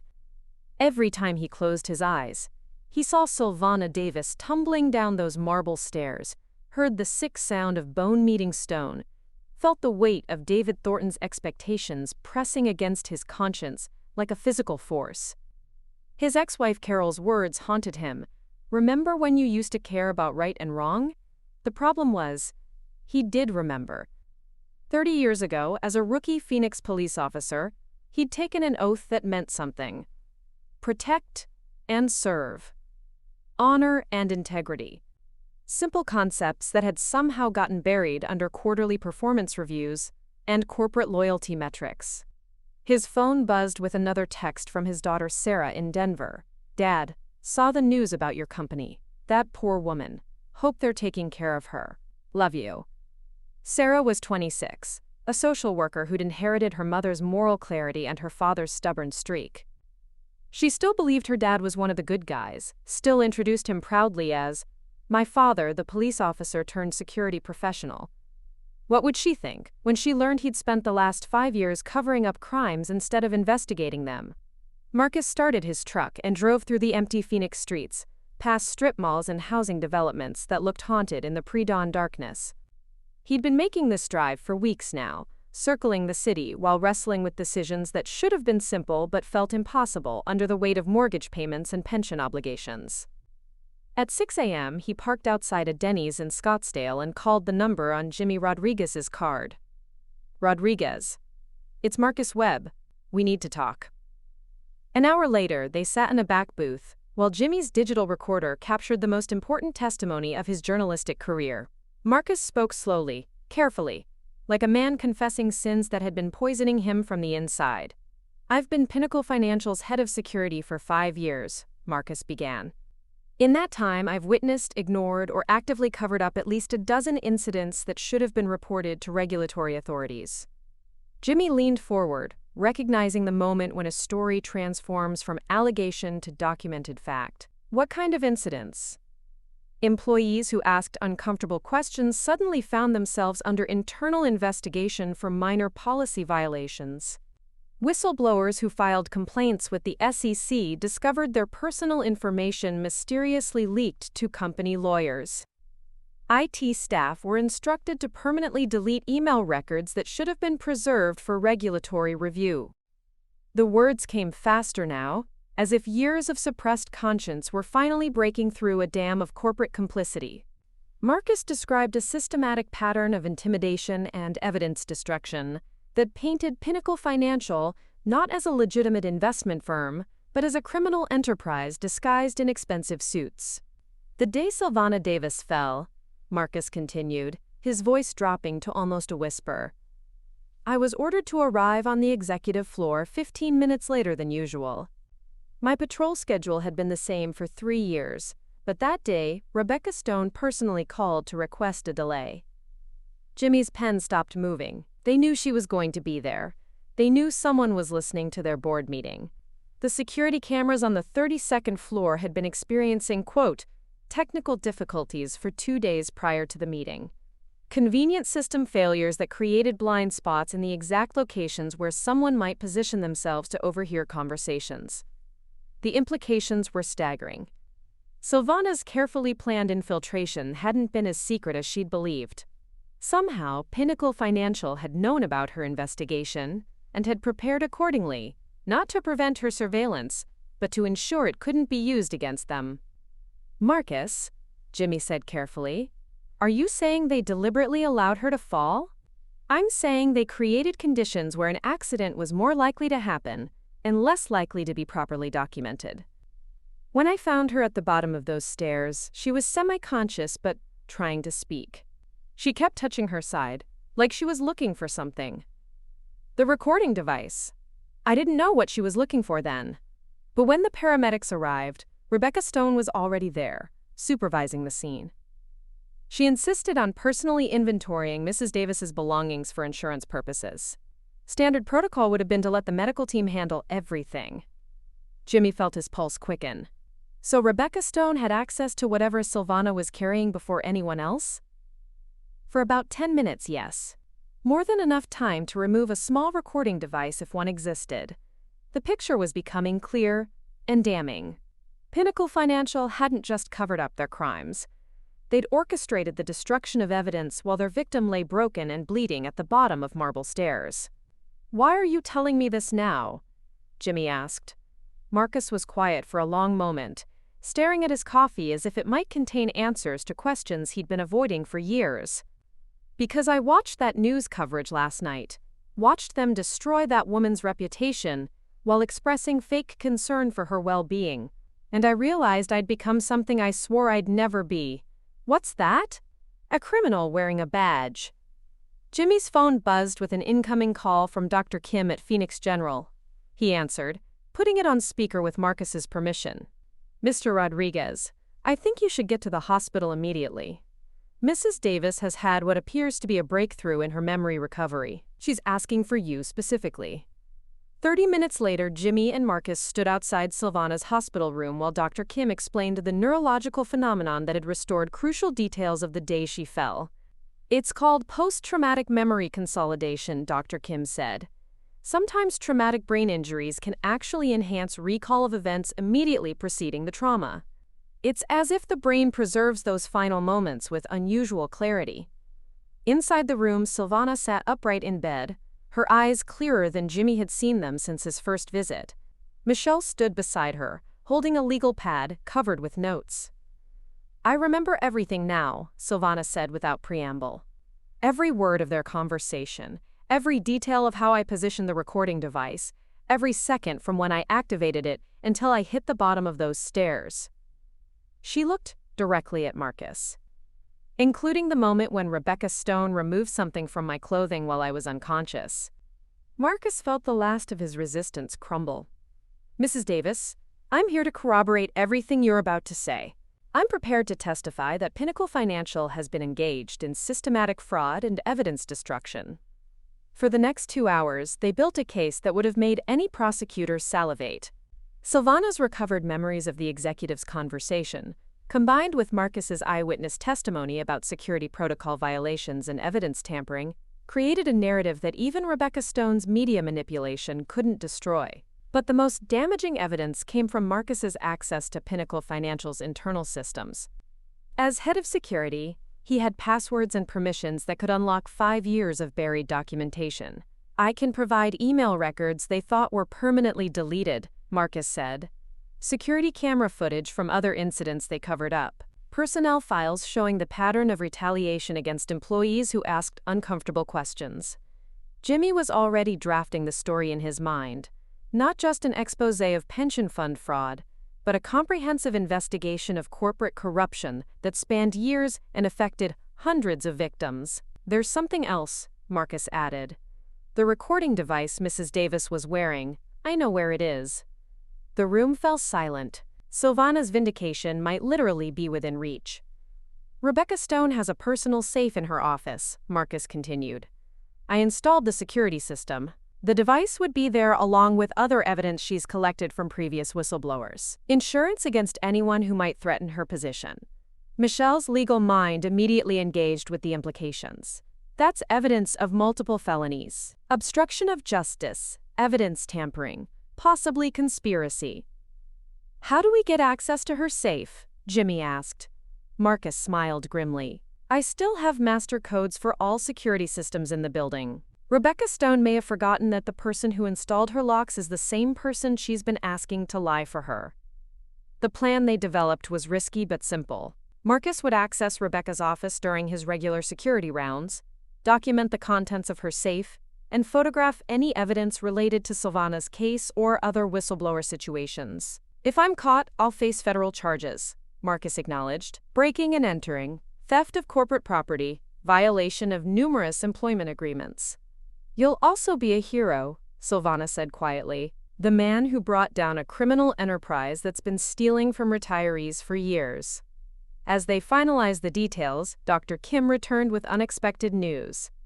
Mrs. Davis, the hospital has received a formal request from Pinnacle Financial's insurance company. They want to transfer you to a long-term care facility specializing in traumatic brain injury rehabilitation. The timing was suspicious. They're trying to isolate her, Michelle said. Move her somewhere they can better control access and information. Then we need to move quickly, Jimmy said. Marcus, how soon can you access that safe? Marcus checked his watch. I go on duty in 4 hours. By tonight, we'll either have the evidence to destroy them, or they'll have destroyed us. The conspiracy that had begun with stolen pension funds was about to be exposed by the most unlikely coalition imaginable: a brain-injured whistleblower, her lawyer daughter, an idealistic journalist, and a security chief who'd finally remembered the difference between right and wrong. Justice was within reach.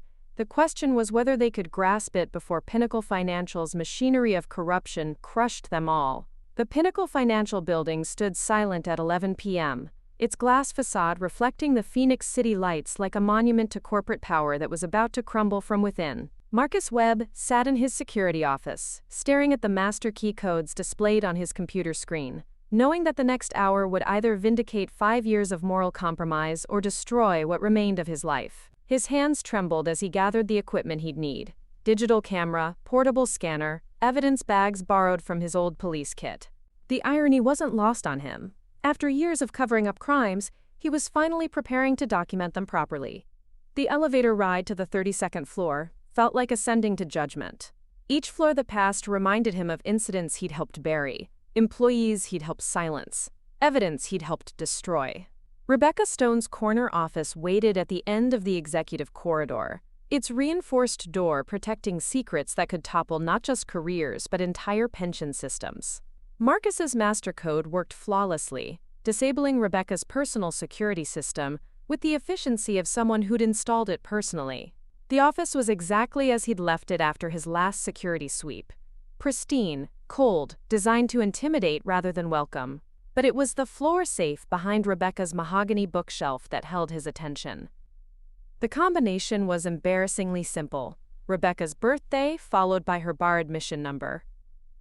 For someone who'd built her career on ruthless intelligence, her security habits were surprisingly predictable. Inside the safe, Marcus found a collection that would have impressed federal prosecutors: USB drives labeled with employee names and dates, manila folders containing internal investigation reports that had never been submitted to authorities, and, most damning of all, a small plastic bag containing electronic devices confiscated from various security incidents over the past 5 years. Sylvana's digital recorder sat among them like evidence in a murder case, its silver surface scratched from the fall but otherwise intact. Marcus powered it on, his heart hammering as Sylvana's voice emerged from the tiny speaker. This is a test recording. If you're hearing this, the device survived whatever I couldn't. The recording continued with devastating clarity. David Thornton's voice discussing pension fund transfers to Cayman Island accounts. Jonathan Mitchell joking about victims who won't realize they've been robbed until retirement.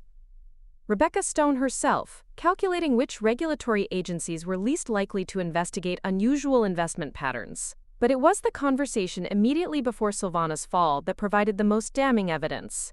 Thornton's voice, clear and unrepentant. The beauty of our system is that by the time these people figure out their money is gone, we'll be untouchable. Let them file complaints. We'll be in countries without extradition treaties. Marcus photographed every document, scanned every USB drive, and carefully documented the chain of custody for each piece of evidence. His old police training kicked in, muscle memory from decades of building airtight cases against criminals who thought they were too smart to be caught. His phone buzzed with a text from Jimmy Rodriguez. "Standing by, how's it going?" "Jackpot," Marcus typed back. Enough evidence to bring down the whole operation. But as he prepared to leave Rebecca's office, Marcus heard the distinctive chime of the executive elevator arriving on the 32nd floor. Footsteps echoed in the corridor. Measured, purposeful, heading directly toward him. David Thornton's voice carried through the hallway. "I told you something was wrong with Webb's patrol schedule tonight." The man's been acting differently since the Davis incident.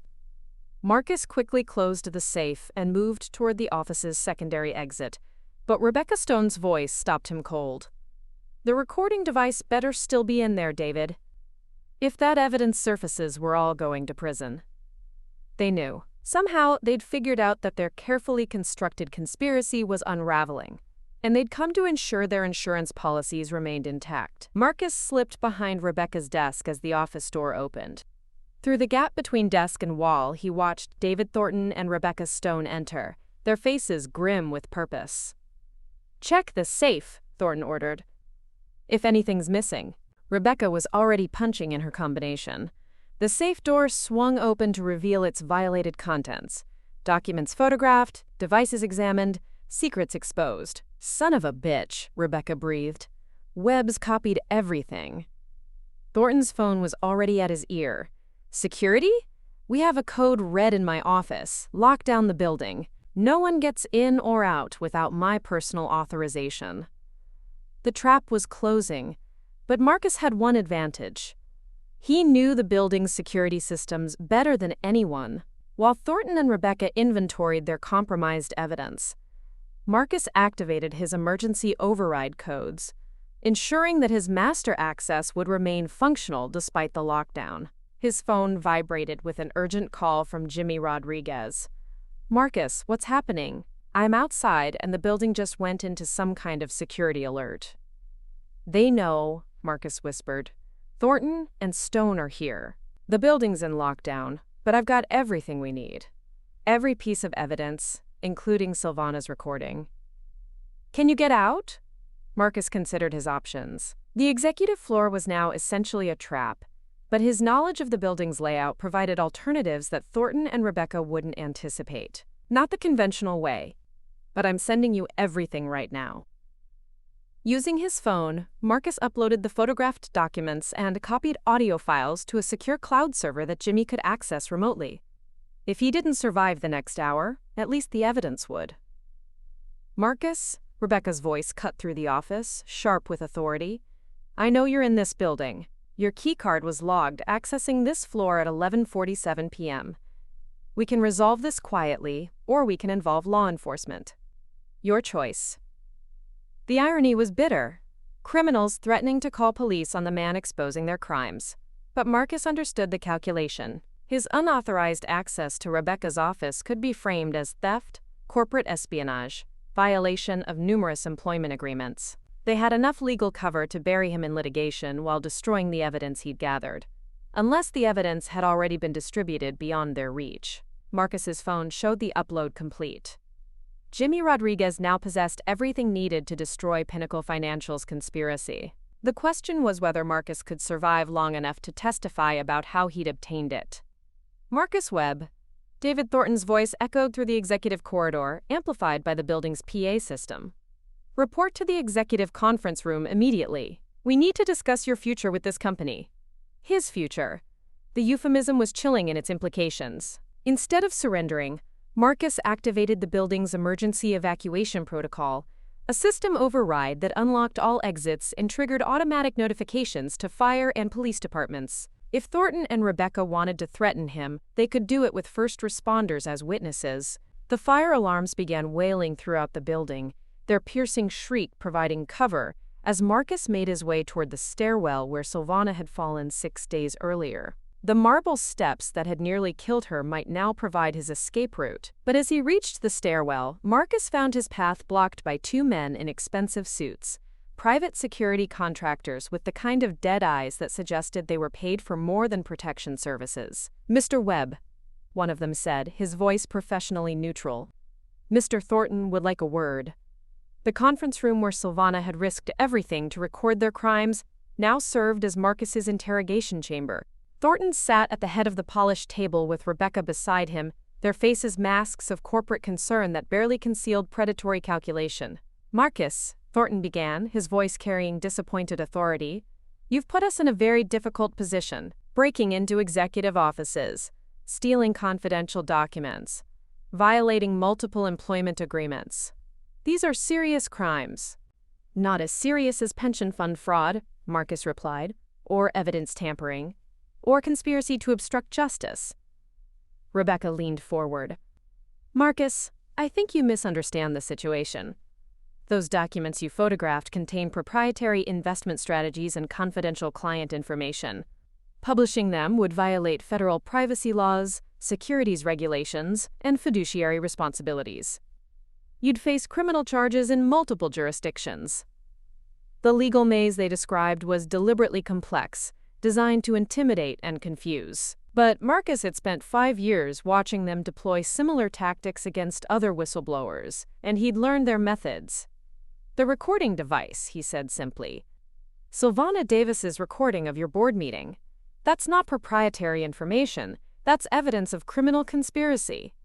The silence that followed was telling. Thornton and Rebecca exchanged glances that communicated years of shared secrets and mutual complicity. Mr. Webb, Thornton said finally, I'm going to make you an offer. Resign from Pinnacle Financial with a generous severance package, sign a comprehensive non-disclosure agreement, and return all materials you've improperly obtained. In exchange, we'll forget this incident ever happened. And if I refuse? Rebecca's smile was cold as winter. Then we'll file criminal charges for breaking and entering, theft of corporate property, and violation of the Computer Fraud and Abuse Act. You'll spend the next decade in federal prison while we discredit every piece of evidence you think you've gathered. But Marcus's phone was already buzzing with notifications. Jimmy Rodriguez's story was going live on the Arizona Republic's website, complete with audio files and documented evidence that Marcus had provided. The conspiracy was being exposed in real time while its architects sat in their conference room threatening the man who'd brought them down. You're too late, Marcus said, showing them his phone's screen. The story's already published. Sylvana's recording is already public. Every document in your safe is already in the hands of federal investigators. Thornton's face went ashen as he read Jimmy's headline.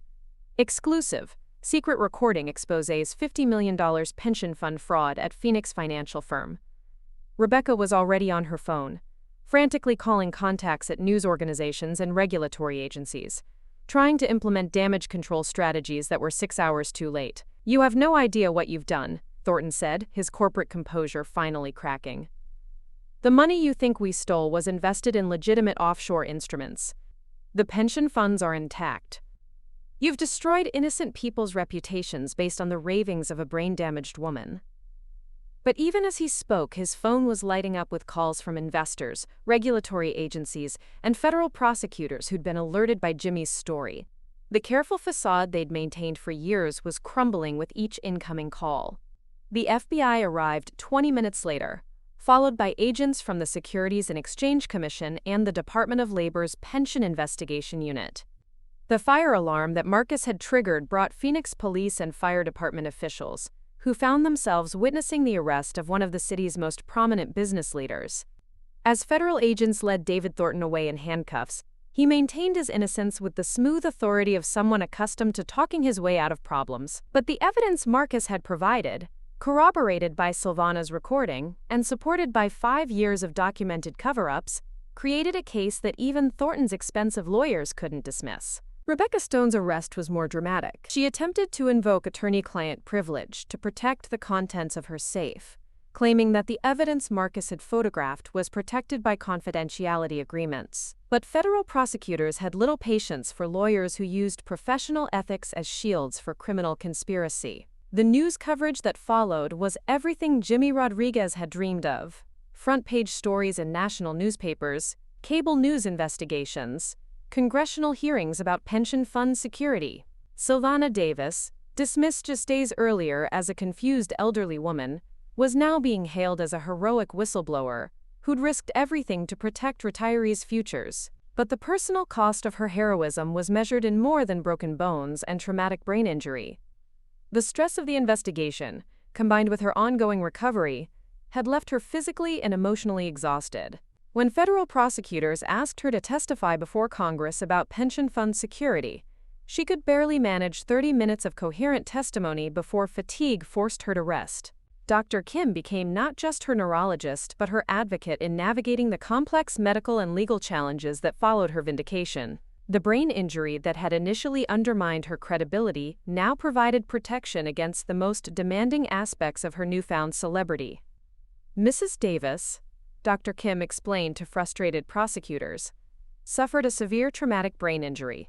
While her memory of events before the trauma remains excellent, prolonged stress and complex questioning can trigger cognitive fatigue that makes her unreliable as a witness. The irony was perfect. The same medical condition that had nearly destroyed her credibility now limited how extensively that credibility could be exploited. Michelle returned permanently to Phoenix, opening a law practice specializing in whistleblower protection and elder rights. Her mother's experience had taught her that courage and competence could coexist with vulnerability and age, lessons that informed both her legal practice and their evolving relationship. As autumn arrived in Phoenix, Sylvana sat in her backyard reading newspaper accounts of David Thornton's federal trial. The man who'd dismissed her as a, quote, senile old woman was now facing 40 years in prison for conspiracy, fraud, and obstruction of justice. Rebecca Stone had already pleaded guilty to multiple felonies in exchange for testimony against her former co-conspirators. The pension funds that had been looted were slowly being restored through asset seizures and international cooperation agreements. Thousands of retirees who'd faced poverty because of Pinnacle Financial's greed were discovering that their futures were secure after all. But for Sylvana, the victory felt complicated. She'd achieved everything she'd hoped for, exposed the fraud, protected the victims, brought the criminals to justice. The price had been permanent changes to her brain function, ongoing struggles with memory and fatigue, and the knowledge that she'd nearly died pursuing truth that no one wanted to believe. Harold's voice still echoed in her memory, clearer now than it had been since his death. Integrity, Syl. That's all we really have in the end. She'd kept her integrity. Everything else, her health, her safety, her simple life as an anonymous accountant, had been sacrificed on the altar of doing what was right. As the sun set over the Valley of the Sun, painting the desert mountains in shades of gold and crimson, Sylvana Davis closed the newspaper and smiled. Some prices were worth paying, some fights were worth finishing, even if you had to fall down a flight of marble stairs to win them. 6 months after David Thornton's conviction made national headlines, Sylvana Davis stood at the podium of the Phoenix Convention Center, looking out at an audience of 300 advocates, lawyers, and activists gathered for the National Conference on Corporate Whistleblowing and Age Discrimination. The woman who'd once been dismissed as a confused elderly employee now commanded attention with the quiet authority of someone who'd paid the ultimate price for speaking truth to power. The stage lights made her silver hair gleam like armor, and the small scar above her left eyebrow, a permanent reminder of marble stairs and the cost of conscience, caught the illumination as she adjusted the microphone. Her hands trembled slightly, not from nerves but from the persistent effects of traumatic brain injury that had become as much a part of her identity as her accountant's precision. 6 months ago, Sylvana began, her voice carrying clearly through the convention center's sound system, I was just another aging employee that corporate America had written off as irrelevant. Today, I stand before you as proof that our voices, the voices of older workers, of women, of anyone society deems disposable, can still shake the foundations of corruption. The applause was immediate and sustained, but Sylvana waited for it to fade before continuing. She'd learned to pace herself, to recognize the signs of cognitive fatigue that could turn a coherent presentation into confused rambling. Dr. Kim sat in the front row, a reassuring presence who would intervene if the symptoms became too severe. But I'm not here to tell you that justice is easy, Sylvana continued. I'm here to tell you that it's possible, even when the cost seems unbearable. In the audience, Elena Vasquez dabbed at her eyes with a tissue, remembering the broken woman she'd visited in the hospital just months earlier. The transformation was remarkable, not because Sylvana had recovered from her injuries, but because she'd learned to build strength from her vulnerability. Michelle sat beside Elena, taking notes on her mother's presentation with the pride of someone watching a masterclass in resilience. The daughter who'd once tried to have her mother declared incompetent now served as legal counsel for the Davis Foundation for Corporate Accountability, the organization they'd established to help other whistleblowers navigate the treacherous waters of speaking truth to power. The Davis Foundation, Sylvana explained to her audience, exists because I learned something important during my recovery. Individual courage isn't enough to fight institutional corruption. We need systems, support networks, legal resources, and most importantly, we need to change the narrative about who deserves to be believed.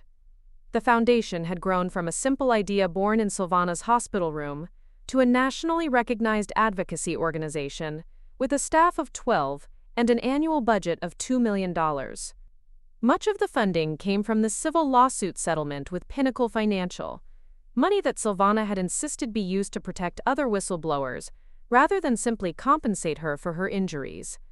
Jimmy Rodriguez, now the Arizona Republic's senior investigative correspondent, sat in the media section recording the speech for a follow-up story about the ongoing impact of the Pinnacle Financial scandal. His Pulitzer Prize nomination for the original investigation had launched his career, but he'd never forgotten that his success was built on the courage of a woman who'd risked everything for principle. The foundation operates on 3 core principles, Sylvana continued, reading from notes that Michelle had helped her prepare. The brain injury made memorizing long speeches difficult, but it had also taught her the value of preparation and the strength that came from accepting help when needed. First, we provide legal support for employees who discover corporate wrongdoing, regardless of their age, position, or perceived credibility. Second, we work to change laws that allow companies to silence whistleblowers through non-disclosure agreements and intimidation tactics. Third, we educate the public about the systematic ways that corporate power structures silence inconvenient voices. Each principle had been forged in the fire of her own experience. The legal support program existed because she'd been dismissed by Rebecca Stone and nearly silenced by her own daughter's well-meaning protectiveness. The legislative advocacy work targeted the loopholes that had allowed Pinnacle Financial to operate with impunity for years. The public education component fought against the ageism and sexism that had made her an easy target for character assassination. Dr. Kim watched from the front row as Sylvana navigated the complex presentation, noting the subtle signs of cognitive fatigue that others might miss. The slight pause before certain words, the way her left hand gripped the podium for stability, the micro-expressions that indicated her brain was working harder than it should to maintain clarity. But there was also strength in Sylvana's bearing that hadn't existed before the fall. The woman who'd spent 25 years keeping her head down and following corporate protocols had been replaced by someone who understood that survival sometimes required making noise, demanding attention, refusing to be dismissed. I want to talk about Marcus Webb, Sylvana said, gesturing toward the middle of the audience where the former security chief sat with his daughter Sarah. Marcus spent 5 years covering up corporate crimes because he believed loyalty to his employer was more important than loyalty to the truth. When he finally chose conscience over comfort, he lost his career, his pension, and his reputation. But he gained something more valuable, the knowledge that he'd done the right thing when it mattered most. Marcus shifted uncomfortably in his seat, still not entirely comfortable with being cast as a hero. The Federal Witness Protection Program had relocated him to Denver after threats from associates of Pinnacle Financial's offshore partners, but he'd insisted on attending Sylvana's speech despite security concerns. The past 6 months had been difficult for Marcus. His law enforcement pension had been frozen pending investigation of his activities at Pinnacle Financial. His testimony in multiple federal trials had made him a target for both corporate retaliation and criminal revenge. But his daughter Sarah had moved him into her spare bedroom, and for the first time in years he was sleeping peacefully at night. The Foundation's Marcus Webb Fellowship, Sylvana continued, provides financial and legal support for corporate security personnel who choose to expose wrongdoing rather than cover it up. Because sometimes the best witnesses are the people who were initially part of the problem. The fellowship program was Michelle's idea, born from her recognition that corporate conspiracies often required the participation of people who later regretted their complicity. By offering support to potential witnesses, the Foundation could encourage more people to come forward while providing practical assistance to those who'd lost everything for doing the right thing. But I also want to acknowledge the ongoing challenges, Sylvana said, her voice taking on a more serious tone. 6 months after exposing one of the largest pension fraud schemes in Arizona history, I still struggle with memory problems, cognitive fatigue, and the constant uncertainty that comes with traumatic brain injury. She paused, letting the admission hang in the air. In the early days of her recovery, Sylvana had been reluctant to discuss her limitations publicly, fearing they would undermine her credibility. But she'd learned that acknowledging vulnerability could be its own form of strength. "I can't work 8-hour days anymore. I can't memorize complex financial documents the way I used to. I can't drive at night because my depth perception was damaged in the fall. These limitations are real, and they're permanent." Dr. Kim nodded approvingly. One of the most important aspects of Sylvana's recovery had been learning to accept her new reality, rather than fighting against it. The brain injury would always be part of her life, but it didn't have to define the boundaries of what she could accomplish. "But what I've discovered," Sylvana continued, "is that limitations can also create clarity. When you can't do everything, you learn to focus on what matters most. When your time and energy are finite, you stop wasting them on things that don't serve your values." The foundation reflected this philosophy. Rather than trying to tackle every form of corporate malfeasance, it focused specifically on supporting whistleblowers and changing the systems that silenced them. The narrow focus allowed for deeper impact and more sustainable operations. Elena Vasquez smiled from the audience, remembering conversations with Sylvana about the unexpected gifts that had emerged from tragedy. The woman who'd been isolated by grief after Harold's death was now surrounded by a community of advocates and supporters who shared her commitment to justice. "I want to share a story about implementation," Sylvana said, referring to her notes. 3 weeks ago, a 43-year-old quality control manager from Tucson contacted our foundation. She discovered that her pharmaceutical company was covering up serious side effects in a new medication, but she was afraid to report it because she was the single mother of 2 children and couldn't afford to lose her job. The case had been one of the foundation's first major successes. Working with Michelle's legal team and Jimmy Rodriguez's investigative contacts, they'd helped the whistleblower safely report the pharmaceutical violations while protecting her identity and employment. Today, that medication has been recalled, potentially saving thousands of lives. The quality control manager is still employed, still supporting her children, and her identity remains protected. That's what systematic support for whistleblowers can accomplish. The audience applauded, but Sylvana raised her hand for silence. "But I also want to be honest about our failures. Last month, we were contacted by a 70-year-old nursing home employee who discovered systematic abuse of elderly residents. Despite our legal support, she was fired for reporting the violations, and her former employer has filed a lawsuit claiming she was spreading malicious rumors due to age-related cognitive decline." The case was a sobering reminder that individual courage wasn't always enough to overcome institutional power. Some fights were lost despite the best preparation and support, and the foundation had to acknowledge those failures honestly. "We're appealing her termination and fighting the lawsuit," Sylvana continued. "But her case illustrates why we need more than individual support. We need systemic change in how society treats older workers who dare to speak inconvenient truths." Michelle had been working on legislative proposals that would strengthen whistleblower protections and create legal penalties for companies that used age discrimination to silence employees. The proposals had bipartisan support in the Arizona legislature and were being considered as models for federal legislation. "Change is slow," Sylvana acknowledged. "It's frustrating. It's often invisible until it reaches a tipping point. But it's also inevitable when enough people decide that the current system is unacceptable."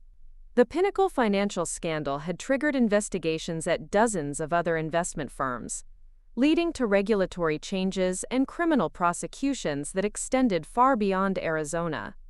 David Thornton's 40-year federal sentence had sent a message to corporate executives that pension fraud would be prosecuted aggressively, while Rebecca Stone's cooperation with federal investigators had exposed similar schemes in multiple states.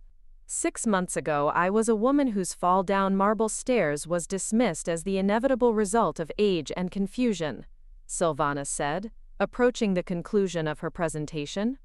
"Today, I'm speaking to 300 advocates who understand that my fall was actually the beginning of something much larger, a movement to ensure that courage is rewarded rather than punished, that truth is valued over comfort, and that age brings wisdom rather than dismissal." She paused, feeling the familiar wave of cognitive fatigue that signaled she needed to wrap up soon. Dr. Kim's subtle nod from the audience confirmed that she was approaching her limits. The Davis Foundation exists because I learned that individual heroism isn't enough. We need communities of support, legal frameworks that protect truth-tellers, and cultural change that values integrity over loyalty to corrupt institutions. The standing ovation began before she finished speaking, 300 people rising to honor not just her courage but the principles she represented, that ordinary people could extraordinary things when they refused to accept injustice as inevitable. But as the applause washed over her, Sylvana found herself thinking not of the public recognition but of the quiet moments that had sustained her through the darkest periods of recovery. Michelle moving back to Phoenix to be closer to her mother.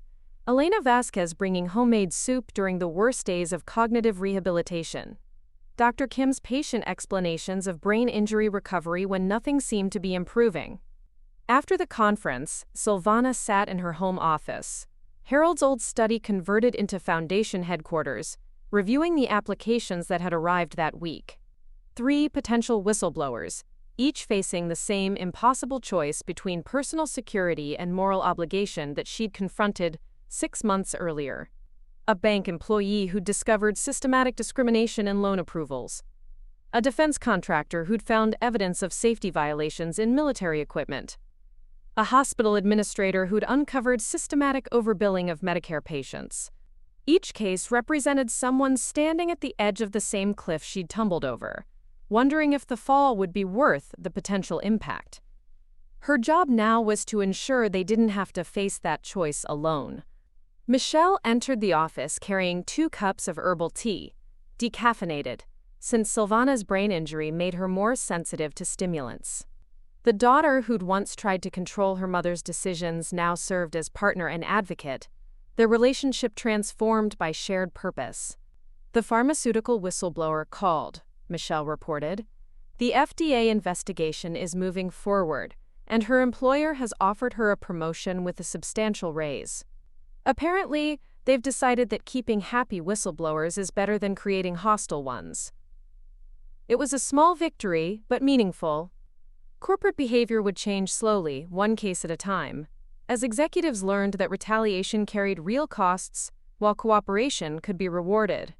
Any word from Marcus? Sylvana asked. He testified in the Rebecca Stone sentencing hearing today. She got 15 years with possibility of parole after 8. Her cooperation with federal investigators apparently bought her some leniency. Justice was imperfect, but it was progress. Rebecca Stone would spend the next decade in federal prison, while the pension funds she'd helped loot were slowly being restored to their rightful owners. As evening approached, Sylvana walked through her garden, where Harold's roses bloomed with the persistence of things that endure despite trauma. The brain injury would never fully heal, the memory problems would never completely disappear, and the cognitive fatigue would always limit what she could accomplish in a single day. But she'd learned something valuable about the difference between healing and wholeness. Healing suggested returning to a previous state, while wholeness meant integrating all experiences, including damage, into a complete and meaningful life. The scar above her eyebrow caught the light as she bent to smell Harold's roses. In 6 months, she'd gone from broken woman to national advocate. But the transformation felt less dramatic than external observers assumed. She was still the same person who'd discovered fraud and misfiled documents, still the methodical accountant who believed numbers should add up correctly. The difference was that now she had help. A daughter who understood that protecting someone meant supporting their choices rather than making choices for them. A community of advocates who shared her commitment to justice. A foundation that could multiply individual courage into systematic change. Her phone buzzed with a text from Dr. Kim. Saw your speech on the news. Proud of how far you've come. Remember to rest tonight. Cognitive fatigue is cumulative. The medical supervision would continue indefinitely, but it had evolved from treatment to partnership. Dr. Kim's research on traumatic brain injury in older adults had been shaped by Sylvana's case, while Sylvana's advocacy work was informed by Dr. Kim's medical insights. As the sun set over the Valley of the Sun, painting the desert mountains in shades of gold and crimson, Sylvana Davis sat in her garden and opened the latest letter from a potential whistleblower. A 68-year-old environmental inspector who'd discovered illegal dumping at a chemical plant. A grandmother who was afraid to report violations because her family depended on her pension. The letter could have been written by Sylvana herself 6 months earlier, full of moral certainty complicated by practical fears, courage tempered by the knowledge that doing the right thing could cost everything. But now the woman had options: legal support, financial assistance, a community of advocates who understood that age brought wisdom rather than irrelevance. The Davis Foundation existed to ensure that the next person who discovered corporate corruption wouldn't have to choose between conscience and survival. Harold's voice echoed in her memory, clearer now than it had been since his death. Integrity, Syl. That's all we really have in the end. She'd kept her integrity and discovered that it was enough to build something larger than herself. The fall that had nearly killed her had become the foundation for ensuring that others wouldn't have to fall alone. Some endings were actually beginnings. Some foundations were built from broken pieces. Some voices became stronger after being silenced. Sylvana Davis, 62 years old, brain injured, scarred but unbroken, folded the letter and began planning how to help another grandmother find the courage to speak truth to power. The fall was over. The rise had just begun. Up next, you've got 2 more standout stories right on your screen. If this one hit the mark, you won't want to pass these up. Just click and check them out. And don't forget to subscribe and turn on the notification bell so you don't miss any upload from us. Quote.